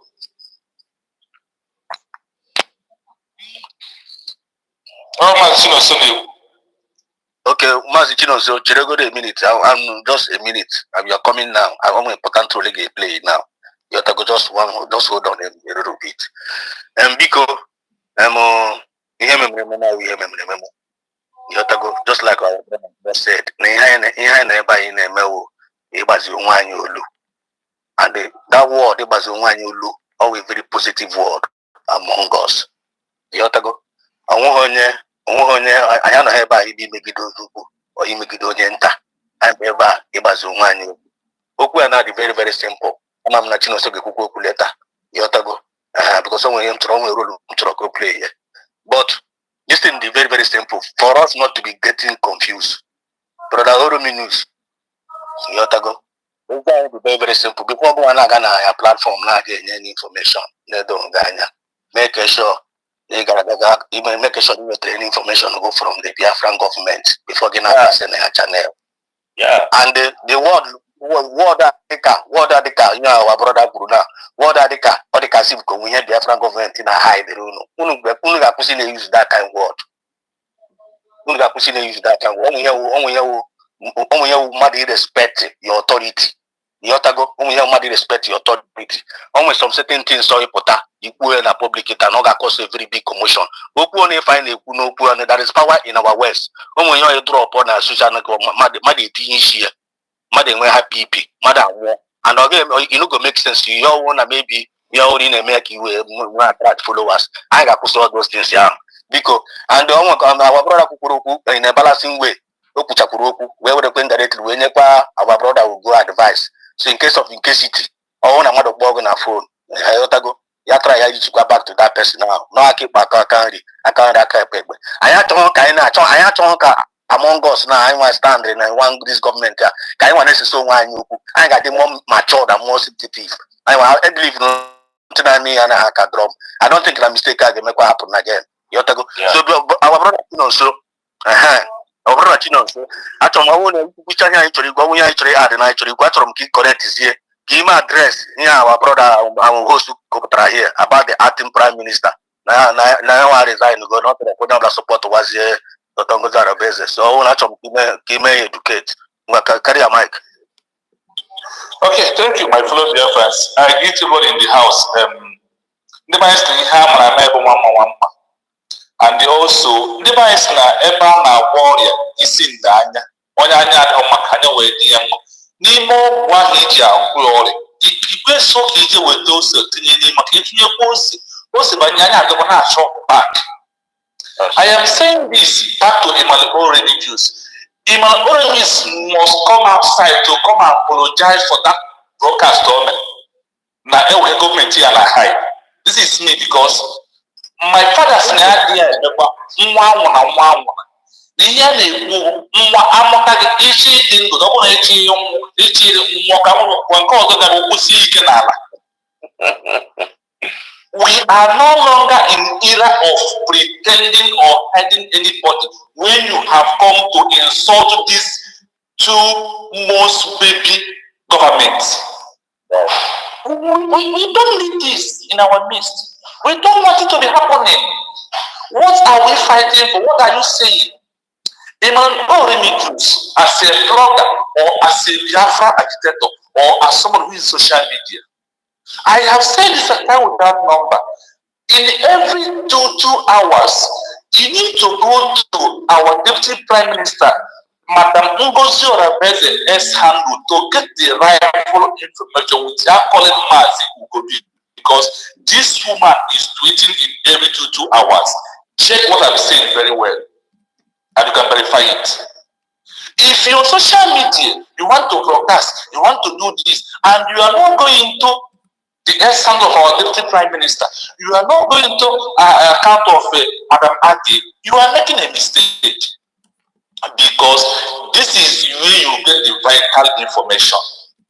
And if you refuse to do this, I would really tell you that your ignorance could lead you to where you will not understand where you are going. Ndiba is na mwani ono free general Pedibia Kobaria for Kadibia na Maria for one year annual. You may have Kadibia. Yabu the law like that, simply means no kumbamba adi amaboju weku here. And no kumbamba they put you for according to my Jack. The man already choose. I know who is smart you. And when I'm listen, ever I not seen abroad, I need a job. More around I want to hear a call. Until I'm 12 hours job, until that 12 hours again, because I'm on 12 hours on camera. And the rules of my job, I will not attend to you until the only number I will attend to is my family number, which is only 2 numbers for me. I will use myself as an example. Mazuko, if you have something to do with him, if you are calling him when he was on duty, he will not answer you. But immediately he comes back, he will call you. And that is why they simply ask you, can the time you have a time with Biafra, go to man who get to airport, like more which you know, so they right now. On a bomb of Anamakoya. And I told you when I could go near somebody like more vital information carrying those. Iya kana ganga mapagini holiday Syria. Abosne speed, every message speed. Niba isna akwaka igent abato shilanya. Ihe ni meba be kwazi maduni. Omu onya ni ana agbawo, emu onya ni ana akon. Mana ndị mụ na ha bụ Chinos na agbawo abushia maka jere. Sonia Parawa, Ogenkel and their group. I am going to, in fact, I will go to extremely war with them because we won't allow them to continue deceiving Biafras anymore. That is why I said, if you come to this freedom, drop emotion aside. When you use emotion to fight freedom, you will hang on the road and you will lose your respect. That is why I also call on Adioramma to desist from the sabotage he's giving the government. This is pure truth. I called him on his platform. I talked to her. But when she's not good, there was a day I called him, I asked her, please, stop what you are doing. I'm an embarrassment on him at the platform. Manonia does not mean Maya Maya no. Onwe onye adịghị agbazi olu a na-agbazi onye ozu nwa mkpọrọ nkwụ olu ma a bụrụzie mmadụ dị ndụ. And in this government, there will also onye a na-akpọ na okenye nwere anya mpịa ma ọ pụtara na anya abịara ya. Ndị be anyị na-asị na okenye ji agwa na-agbara ehi ọsọ ma na-asị ụmụaka lekwa if you are on social media or put ihe ọbụla from inside government because now when one person see a snake, he kill that snake must turn back to become a human being. When 5 people see a snake and kill that snake, it remains snake. When even 5 people kill a human being and say it's a ghost, we will agree because as this government is too big to be receiving this insult from our people. I want to still go back to Adorama a little bit. Adorama, you are moving away from who you are. Satan has entered you. More black email, more coach, more born, no one can look again. A man is a man. Mahobona, Adorama, you Solomon. Are you a King Solomon? Really, Jews, are you a King Solomon? They need to come out from all these places they are going. It's not on Madam Adorama to come and tell our DPM to come on there and debunk certain things. Adorama, are you trying to control her? Anybody is now too full pumpuru. Makato fupenamo. Oh yeah, can you Adorama? Adorama open too full. My worry as my mom and that's mother. Not a legal. Otu a new numero ndị use na ebe okwu ndị funya na ebe isuku. Whatever is our that is why we can tell them today, please stop. You are making this government to look lesser in the eyes of our enemies. You don't have to do this. I want to tell this one for the information on the comment section. Somebody who is in that thing is never been okay. I want to tell you this. Okay, Sonia Prawa cannot come back like DOS. Have this. Listen, I want us to understand that why Ogenkere moves away. Money controls Ogenkere. Because Ogenkere received an amount that he has never ever in his entire life that he will control or give account of it. And when you have anyone to do is the money on your own or we are more those Masia. Ogenkere is a PM will introduce a material with the pro the guy. On Maria, who feel what they are going to do lower. Near with the bandage and all that goes in India. Oko official Ogenkere be a clear bond or business never got angry. Dog and Roziga, what and delay 3 Yabushamaka. Yabusonia Power, Yabu Awada Betty, the old fool at her age, up to now has to be controlled by money. I don't paint words, and I don't care who you are, you will give me food. Take the food, let me die, but let me say the truth. Because my father will not come and out, my one is you can do a many. My name is Afana Nasia for a woman, like I am okay, on today. Now, Bushamaka, now Bosonia Power and the group one. And the Abomon has effect day by day. So, in everything that we are doing, never in life that Ogenkere will write that somebody who is telling that consent to stop it. Watch by next tomorrow, they will come to debunk this particular thing. From now to next 7 days, they will come and say, imagine them, they can never do it because now, Ararande, Enanu only one kita, or they are efficiency. That is Ogenkere and Chiamaka group. And they will see how they are. Okay, to buy and expect. For now. So our people, we must focus. Nothing to change us. Whether Butuzo, whether anybody in our DNA, if you cannot come out, mass na the kind of chukwu kabi amagbari, niye go put the ora no ko Biafra ni go. That is why Botudo the way out from a born age. I know who is with us one-on-one when I was in this room. A lot of things has happened. So anybody today who think that Naga being here to support government, you are deceiving yourself. What you are telling me, but not seeing if Rebbe is yours, whatever Narwa, or Nima looking clear Narwa, or Nima Shemaka, you have a very real Ebeneke, and Wanza. Ega oge encourage oga agwa that is why they are crying now. That is why on the day that Mars and the cannot is in God, they are doing fundraising. Money. They come because of money and they will disappear because of money. The time is here. When I say that this is a transition government, understand it very well. Sabotage said in Dr. Dame's program, which I was there, that particular when he left, we are the one who starts fighting with Dr. Damage and his group. Sabotage said that immediately this government will declare Biafra, that we are going to dissolve the government. Then people can forge ahead. So our people, the more we are going, the more we are talking. Jesus Christ really needs souls here. Now, mani apụghị ego ụgwọ ofu n'ihi na akwụ ya ofu ugboro na obi ha na uche ha ma nkụkọta nwunye platfọm a dịgo ka anyị na-eje ka anyị na-atọ mgbu ka anyị na-aga n'ibe na ebe a ekele m gị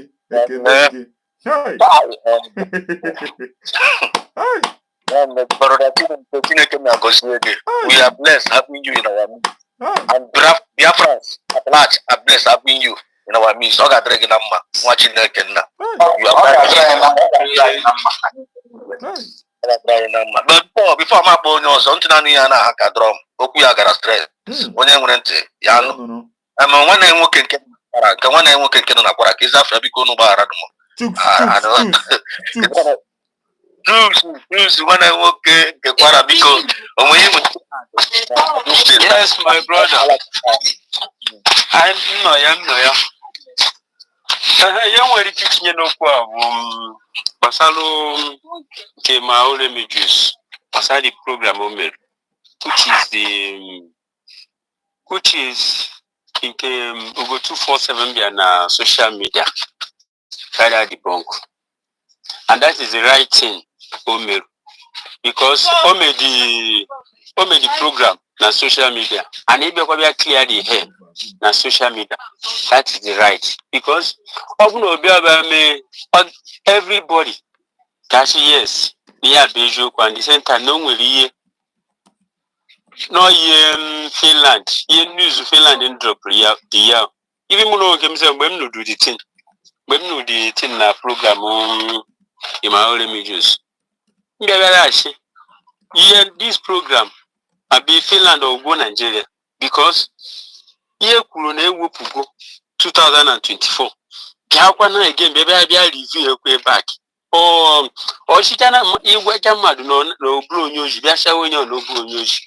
On a Nigeria come on and made that kind of and Nigeria come on and made that kind of you can want to go game in my own images. Yeah, we make program. Yeah, with any information, we are confused. Because you pay any of the member of the cabinet, Joya, this no news don't with a loo. Now when news don't with a dear, open at the news are doing clear and much. Or body or any member of the government. Joya and the queen and the queen and the queen with it. Obia pushing now all those now government at usual. You can go ahead and make that broadcast. Because always some brokers, individual and government is going from that place, Muti. Always some brokers, individual and gaming, got destroy the government. Because open it take even with any information from government, drop all the message to them. Open I take your source if I make Hanu Kagama, yes, no one could this thing before. But open I went to name it. Back everybody got out. Everybody got Toyota from that place. Then be na no Basara court onye ndum there yesterday. Because that court out there yesterday, Owonyem cleared that thing from I'm just you go do the Nigeria government make Nigeria government. But kita no umuibu. Ane kwoku Biafra but o kan welu ndu onwelu ndu mbu yes no have only pay the price of this Biafra nani tun ane kwoku ewen which is umuibu because you check when na the whole world now or blow everybody who put in a Biafra upon ibu konyibu onwelu ndu no n'ebe one no like this now they people na no dey na more dey anything basal Biafra Kita no ashonu onrude nwanne ya gba n'ọsọ Nnamdi Kanu pụtara na court yesterday chenku kpoko gbogbe onye ukwu na onye nta si na that time ekwuru okwu ewe no time that time elu okwu and everybody have to wake up issue okwe ni ihe Nnamdi Kanu like ihe Nnamdi Kanu na-eme Nnamdi Kanu is still your brother and he's still fighting for the freedom of his people which is Undibu and the Biafra at large. Whether Kino on outside even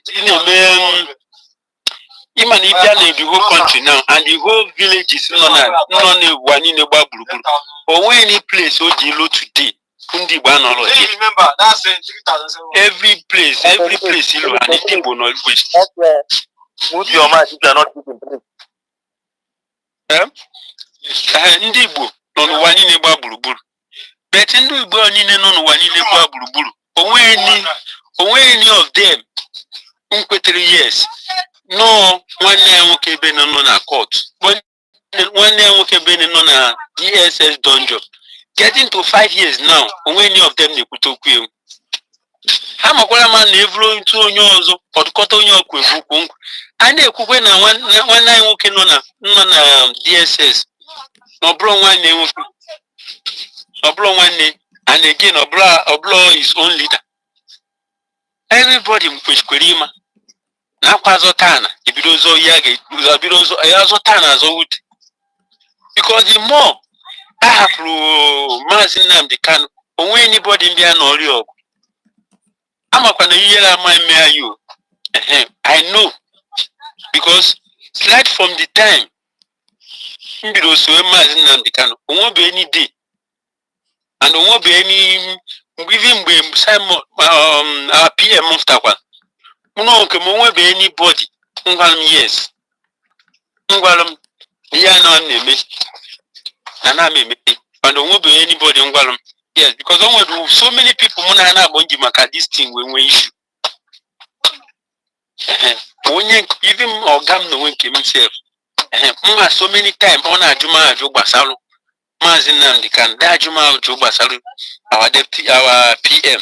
Likewise, our DPM no in charge now. Everybody just chain or blow, Nadit name to tell it. Betty more game to town, Nabia. More game to town, Nabia. Mobuni Banilo now. Because this call to Onyendunga yesterday, me pele a lot of people, Anya. Even in Nigeria, no one came. No national Nigeria. Mandun came no outside. Mando channel win came. Game, me play so many people. Come a lot of criminality in Nagana Budambuna.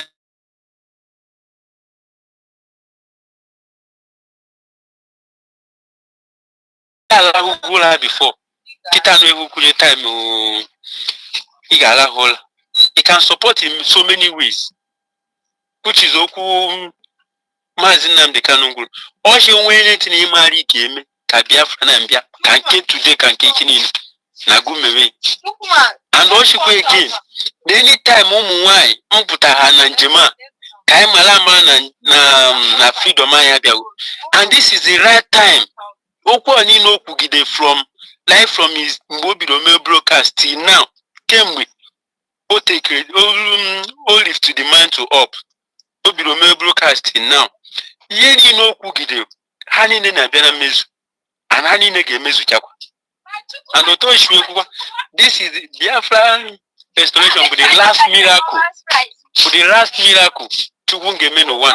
And again, she was not more that this freedom I do. Now freedom I in a look. And this is exactly time. When you could know time which man and all those things no alwaka. Honey name is Honey name is and honey name is everybody have to rise up. You can support in so many ways. Support in so many ways. Ohoma ni negapta na social media. Ohoma ni negapta na social media. Unwe platform nge kuku wanina anonium. Betindu nke nwelu. Time awe lugu everybody mkushi bani ya kuwe. Bia jo bia kazo ptawa na nwoke nonon. Because onwe ha no to ejiwe mechinwo onye ndron. Kaimakwa ni ya ni na emedu here self no one squink nwere ishi. Iye megwa first time. Ekwu onwenye njewe mari. Me second time. Onwe anybody njewe mari. Ombo meje for the third time. That time kaiga do ebani. That time kaiga bani. That thing I need chimpe came. Kita no akobidon. Ashum bobu no nyen petele poto tiao. But onwe mbu igeju etete. Oduru late. I hit my mic from here.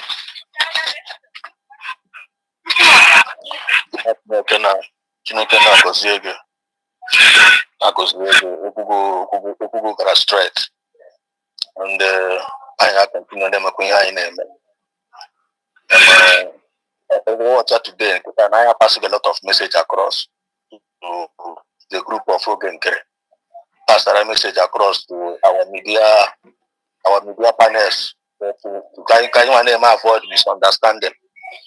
Then we make back our leaders still stand strong.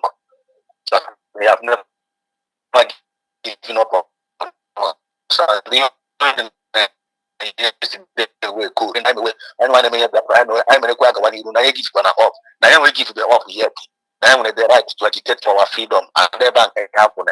And Nigeria people can never jelly him and they can never judge him when you enjoy him. So I want to be there. And I want to celebrate for today for the coming back of Butuzo. And one of us here is the Buruzi to Butuza. We see when I celebrate together. But I never quite go amana Butuzo. None like back. Make sure they like back. Make sure they like back. I should know why you want to get created again. Think when Abraham was the head. Now, when the last was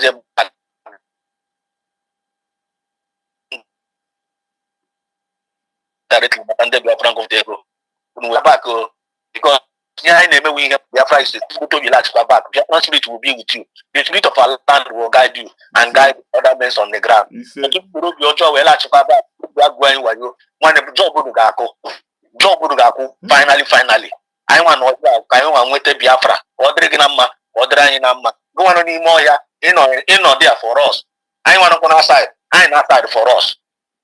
We remember. So that's the opportunity. When I speak humble or humble, when we know that matters which I treated today, or when having other minutes I will continue. I pass the mic for you.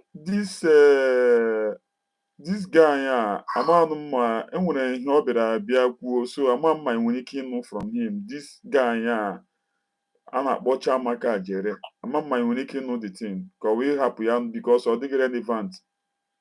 I'm on our cool began because of our general. So go there. So go there. You will go about the Koya Nedo Nanya.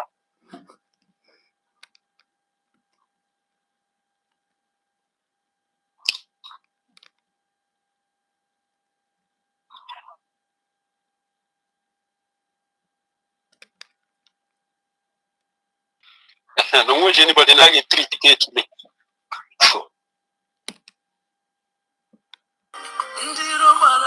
But they have a body of the United States of Biafra is a done deal. And there's nobody in this government that argues or doubts the declaration or disagrees that Biafra has been declared. Nobody is arguing that.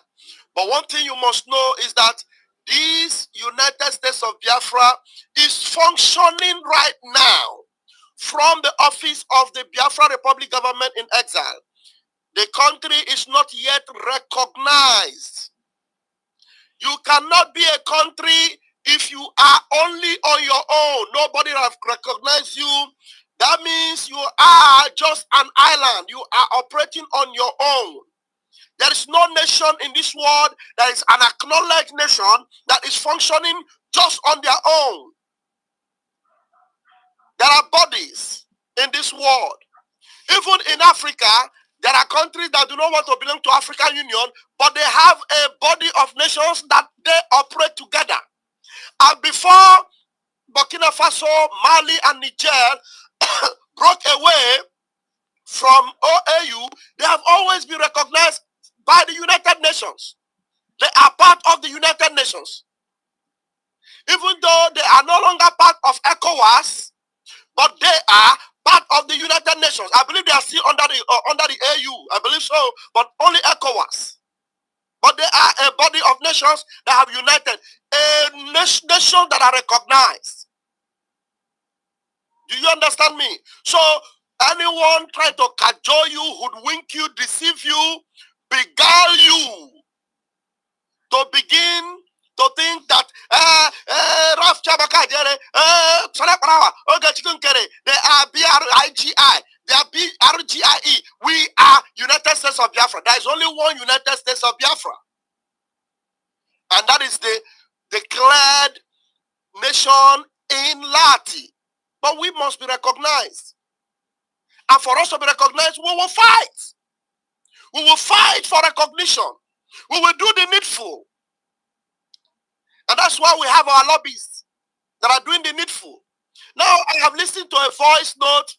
I have not verified it. I am not discounting that voice note that it says from Butuzo. The voice is not against the sit at home. The voice is not against Biafra Republic government in exile. The voice is simply saying we must work together. There is one United States of Biafra. Yeah, there's one United States of Biafra. But Biafra Republic government in exile, we have our Biafra Liberation Army that we are moving forward. Okay, thank you, Ayole. They are CAU. Thank you. But only ECOWAS. So you cannot function as USP right now. Nobody, no functioning country have recognized United States of Biafra. And so if anybody is trying to deceive you, hey, we are now USB, we are now a country, we are now a legitimate country, that person is a liar. I will not be a part of that nonsense. I will not take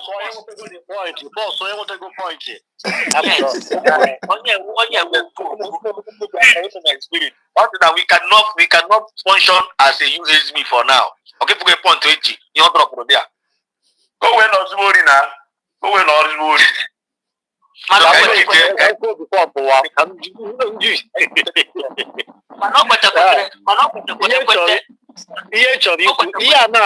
This thing now latch it out.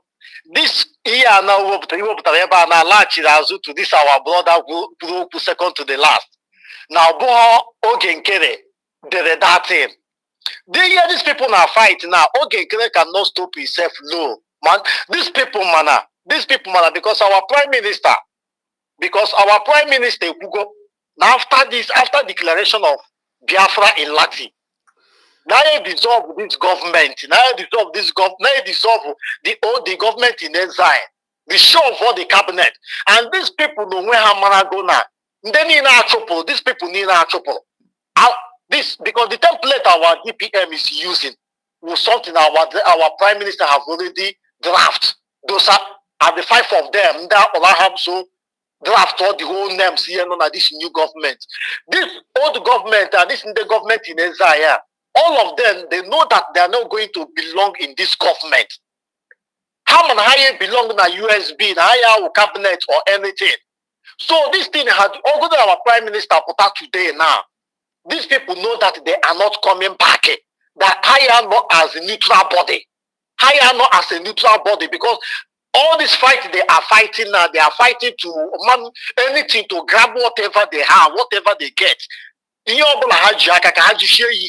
Like Otu Genkele now with the ego and also Kiago Maya, Kobu this one Kiaji. Like that honor our leader Mazina the Kano dump Uche Mefo with Indo Tria, dump one side. That is honor these people manahayano. Chiamaka Jere Mago Johnny and Ekuna na have no USB and I belong to one God. They only Kuna indirect to the ECOWAS or UN. They recognize the country operatory on their own. That means they want to get their own, almost naturally now fight their own agitation. Understand? Let me raise my mic. My brother, this guy, that mama, I'm at whatever. So yeah, so how much this USB and our bomb? They correct from beginning as one what USB that we should fall back to government in exile. Okay, government in exile can. Yeah, can I now? Maybe I hope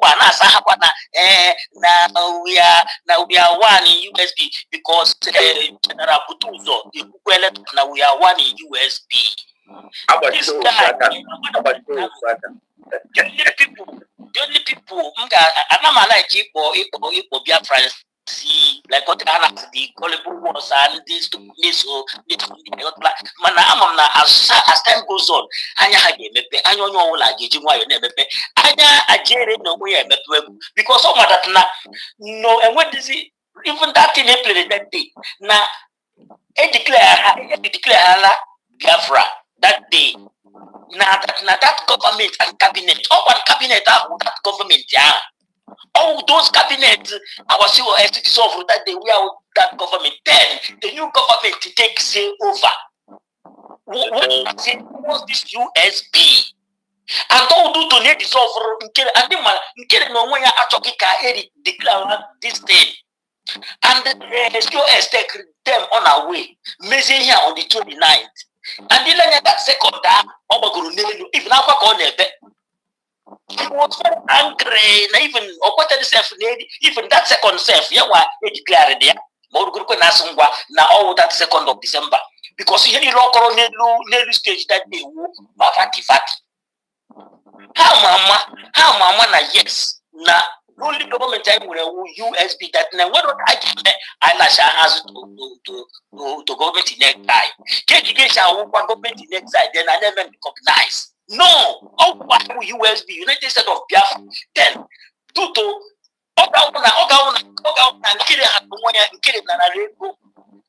through Nigerian government always assuming no that now work with our COS. You attack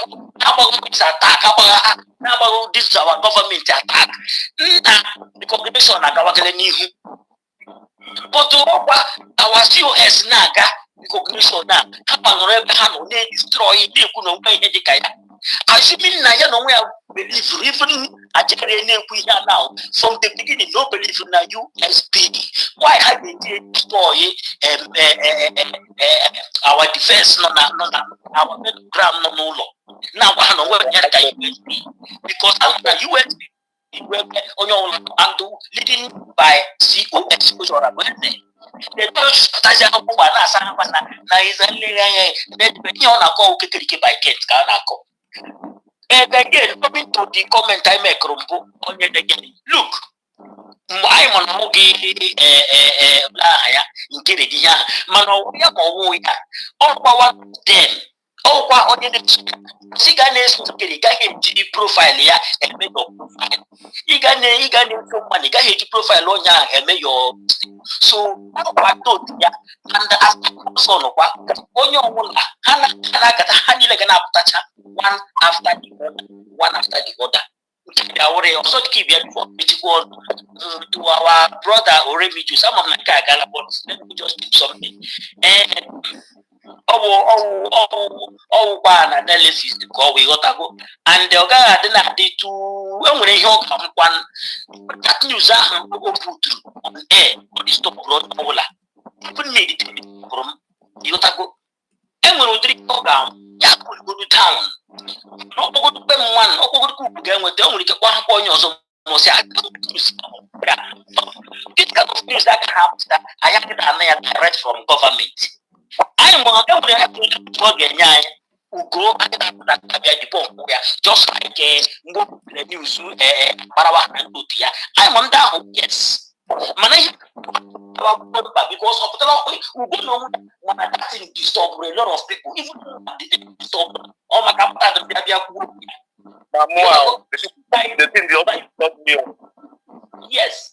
But you go here, say, that news, I will get you now, news. So, you know, we are supposed to put up the almost one government media. No, oh, what are you not so yeah, what now go be against him or government. No, it's just like that yesterday. I know a program, then even when the school is one, Finland, parliament, need to be that only Finland, the view. Prime Minister last night. You know where about that thing normal. No, see, we have to be against. See you against this government. I want to know. Okay, I'm watching it. Okay. And the son Prime Minister called fighting. I have that thing. And also even Rastaman. Yesterday, Go was calling on Rastaman. One but I go to go play that for 2, 3, 4, 5 nights. Simon last night. Oh, never I got a cafe on your last night. So we are told you last 2 days because no getting walked up all these things because a lot of people because all how so you did actually when we did show only the shop why or whatever then he can get because last time on question oh yesterday God had that interview okay I Hana to the wash yesterday I saw him last night. So our brother feel now go debunk Gaya or go Parega. No, almost 3 young who about government. Cool down. You COS or any person government. You news on air get what they put up. Not on so news need not at all there because I know inside. But this government they are now not into. So the people organize a clear to the one. Thank you very much. I use my mic. God bless you.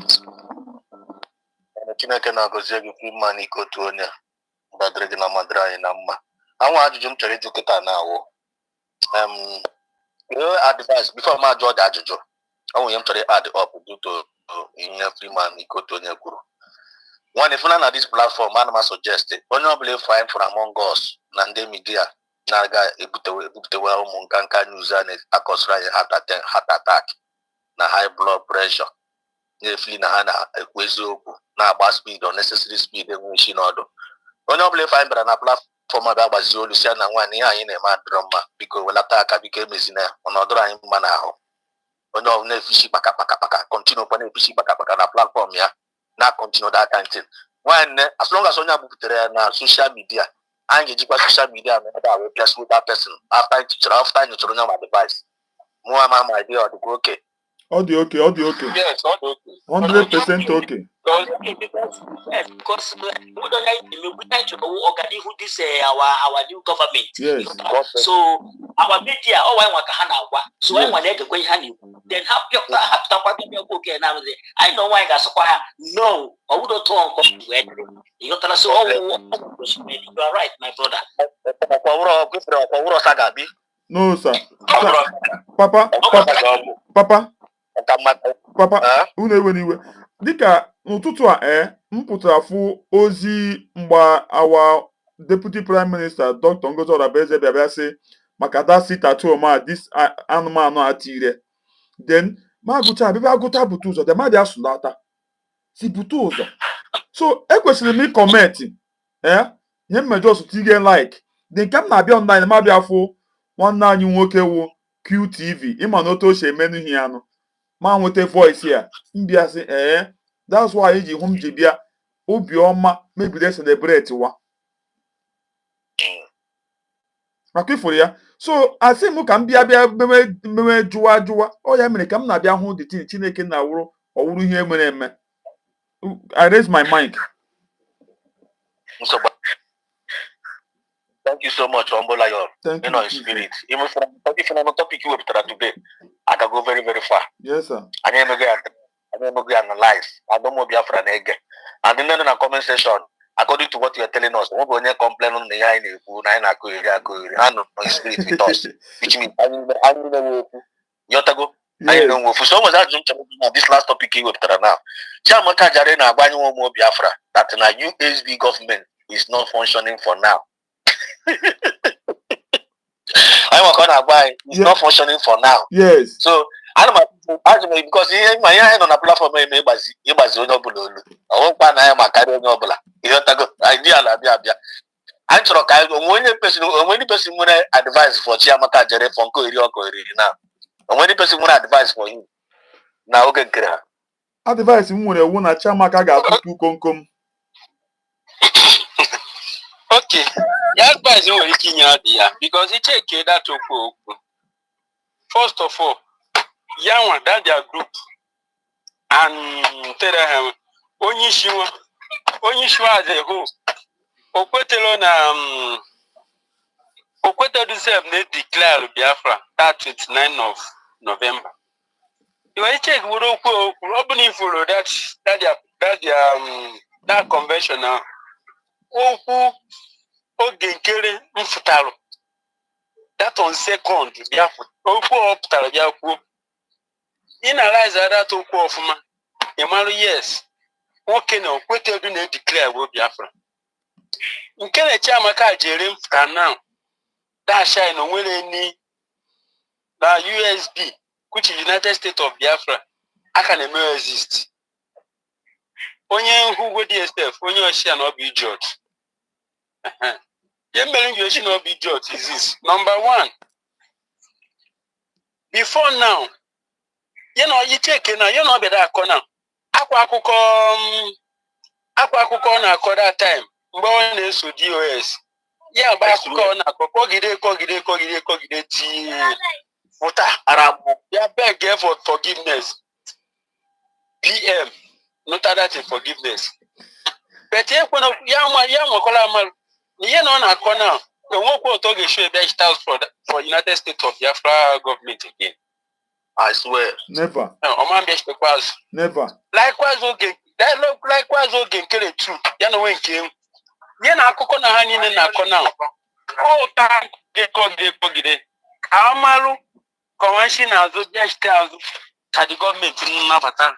But Amara government in Nabata will ourselves.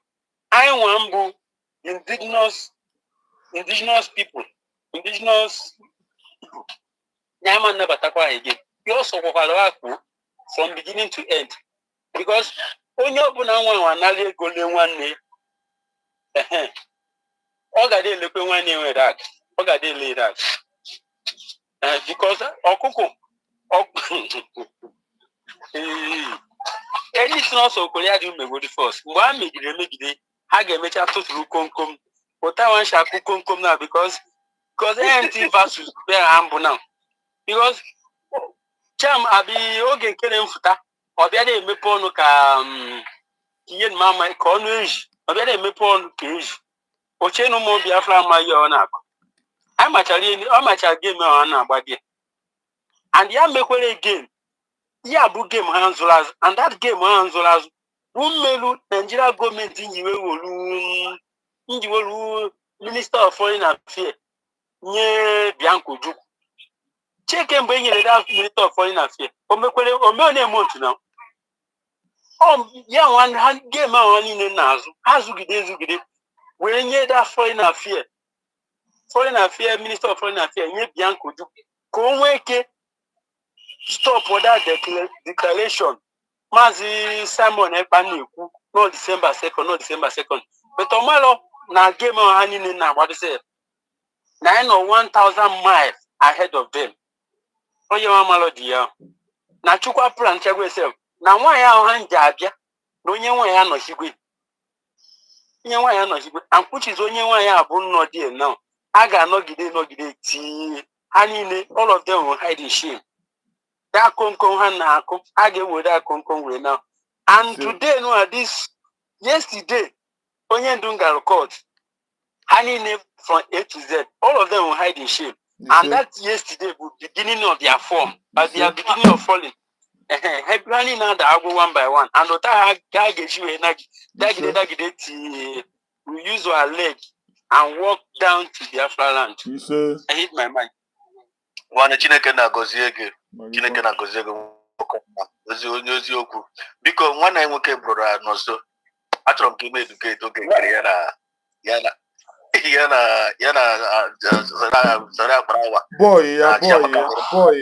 Boys, yeah. Yes, ụmụnne m ndị Biafra, ịma ndị be anyị si na ọ na-eme ụmụnna ji ebute n'ikwu eziokwu okwu ahụ.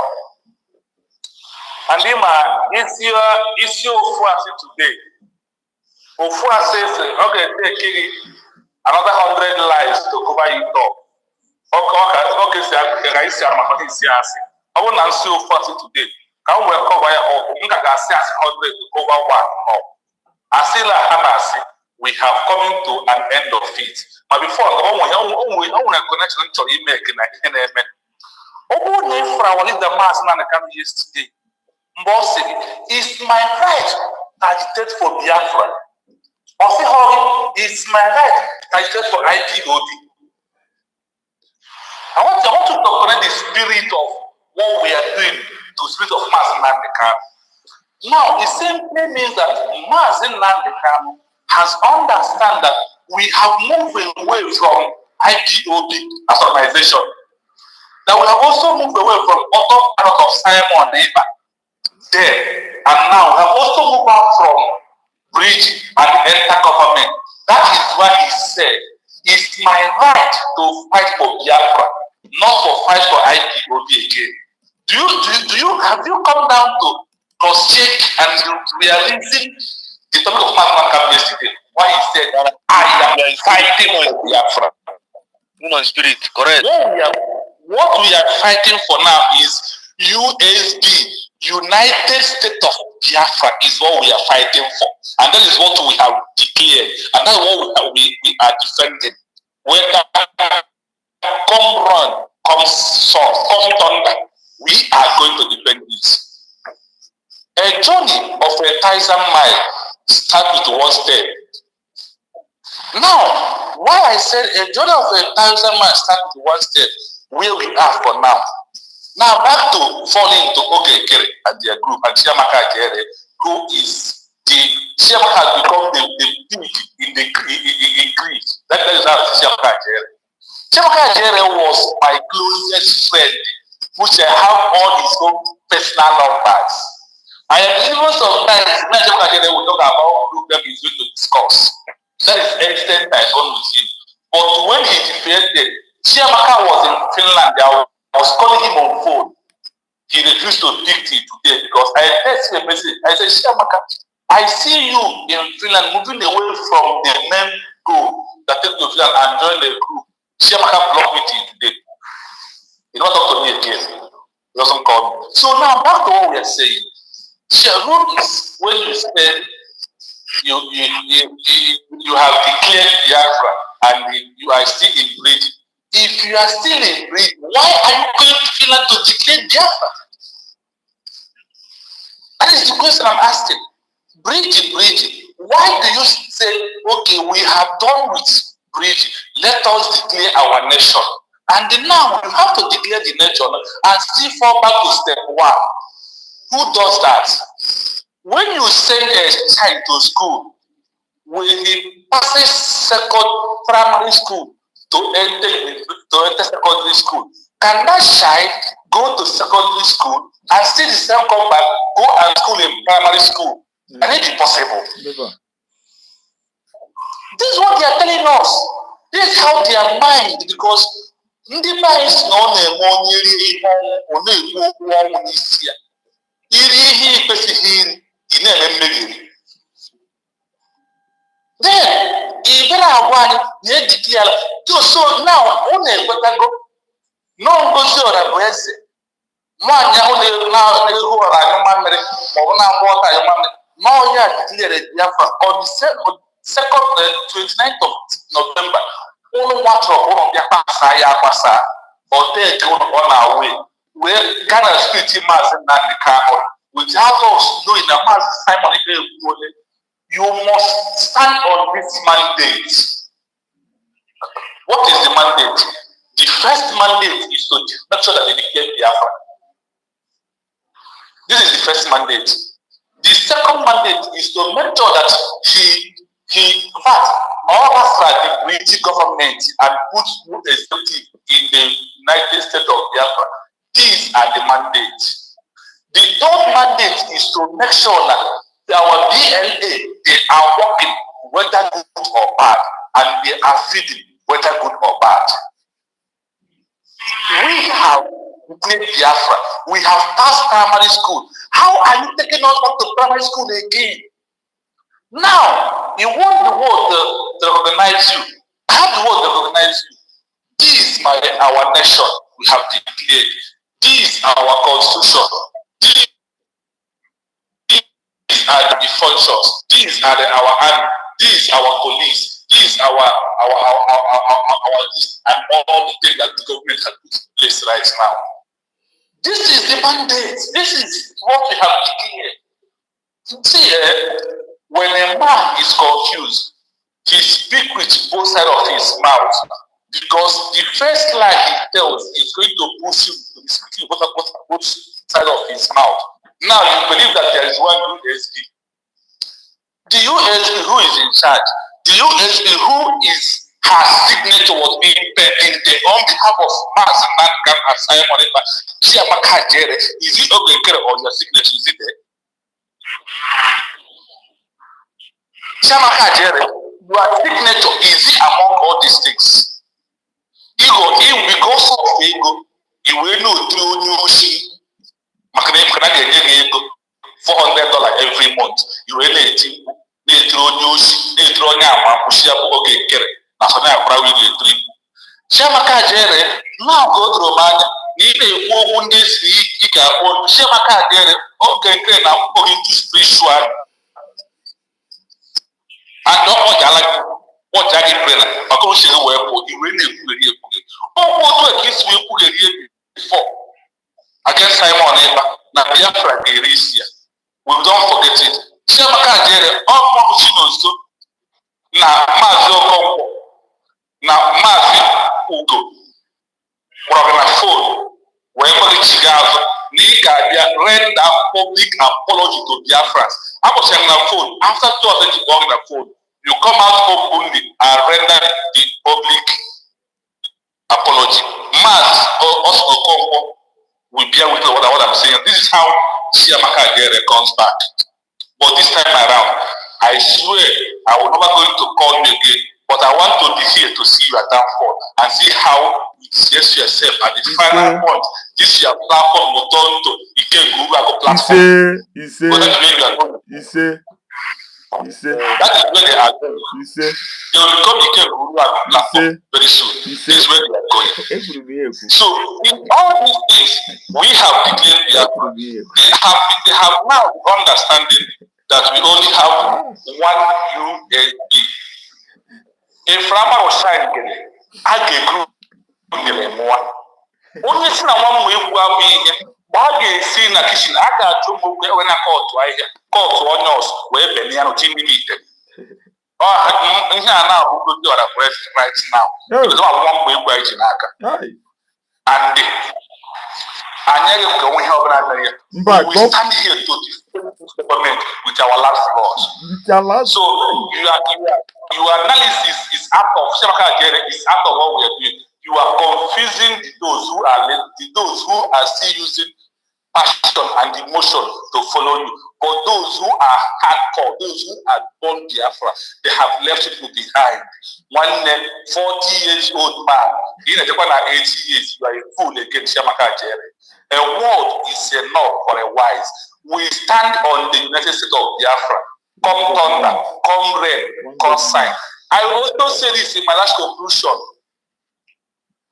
Please and please, Mama Adadi Orama, Biko, Potebe Branosa, Ingi Biragwani, la government here Hapolaki, Master Victory. Ingi Brian Odi, Ingi 2000 we work out. And the Epidemic Nanyaka, Nda Toge, Egoroso, Abuanuala. Adadi Orama, Biko, Omogi, Ndi Digi. Na wasigoro sege mama lotaba obumbamba ne buto fota ma atali ora must be guy for last time okwa na epota we will be here to be debunking whatever you said because the government they were time for no we as ordinary body that support the government we shall be here to be debunking all their lies and anyone who bring out equal in a something way. Please, Mama, I am barrier. My government here.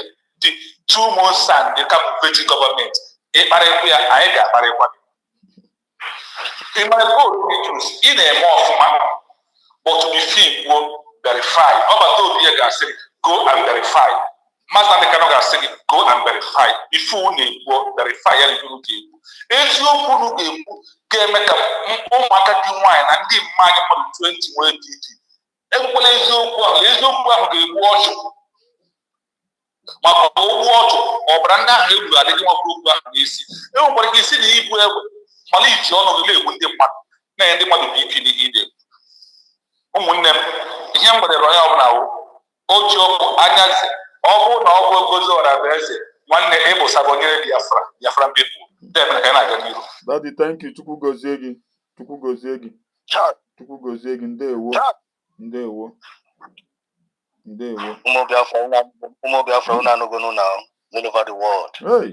Oziọma Chineke na onye nwere ntị ya nọ. Onye ọbụla were we nke ya. Onye ọbụla were we nke ya. Ya bụ na ndị nọ ebe a na-awụ men filled with wisdom. Okwu ha niile ọkụ. And onye ọbụla nke ọbụla ụnụ niile na-ekwute ihe ọfụma. I nwekwara right ịpụtakwa gị nọnakwa mic gị kwuo ka ya nụkwa from you. Nobody knows it all. Ekele dere onye nwoke brother Chinonso. Ekele dere onye ọbụla kwuru okwu na this today platform. Maazị Ombo Lion. Our hope, our able host. Onye amụma Chineke nna. Nwanne onye ọrụ topic chọrọ ka chịkọtazie ya ọnụ. Ọ ka chịkọta ya ọnụ ụbọchị taa anyị agbanigo n'ụbọchị taa mewere ekene a na-ekene ike otu onye dadi respect sir. Mewere ekene na-ekene Daddy Chinonso sorry na-ekene respect sir.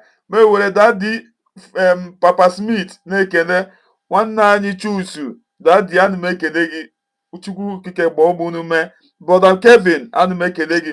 Brother Kepụrụ apụ ana m ekene gị. Ama m na watch ọ sị ka ọ gaa mebi ọ bụgara business mommy ana m ekene gị ka ụbọchị taa mara anyị mma ka Chukwu okike abịa nwa gbaa anyị ume. Ọpụpụ na mbata anyị ga-abụ ngozi ọrụ ka anyị na-ara anyị ga-arụta ihe ọma anyị ga-agata ihe ọma ihe freedom ka anyị ga-achọ anyị ga-enwetarịrị ya ajọ mmadụ a ga-akwụsị anyị nwee mmeri.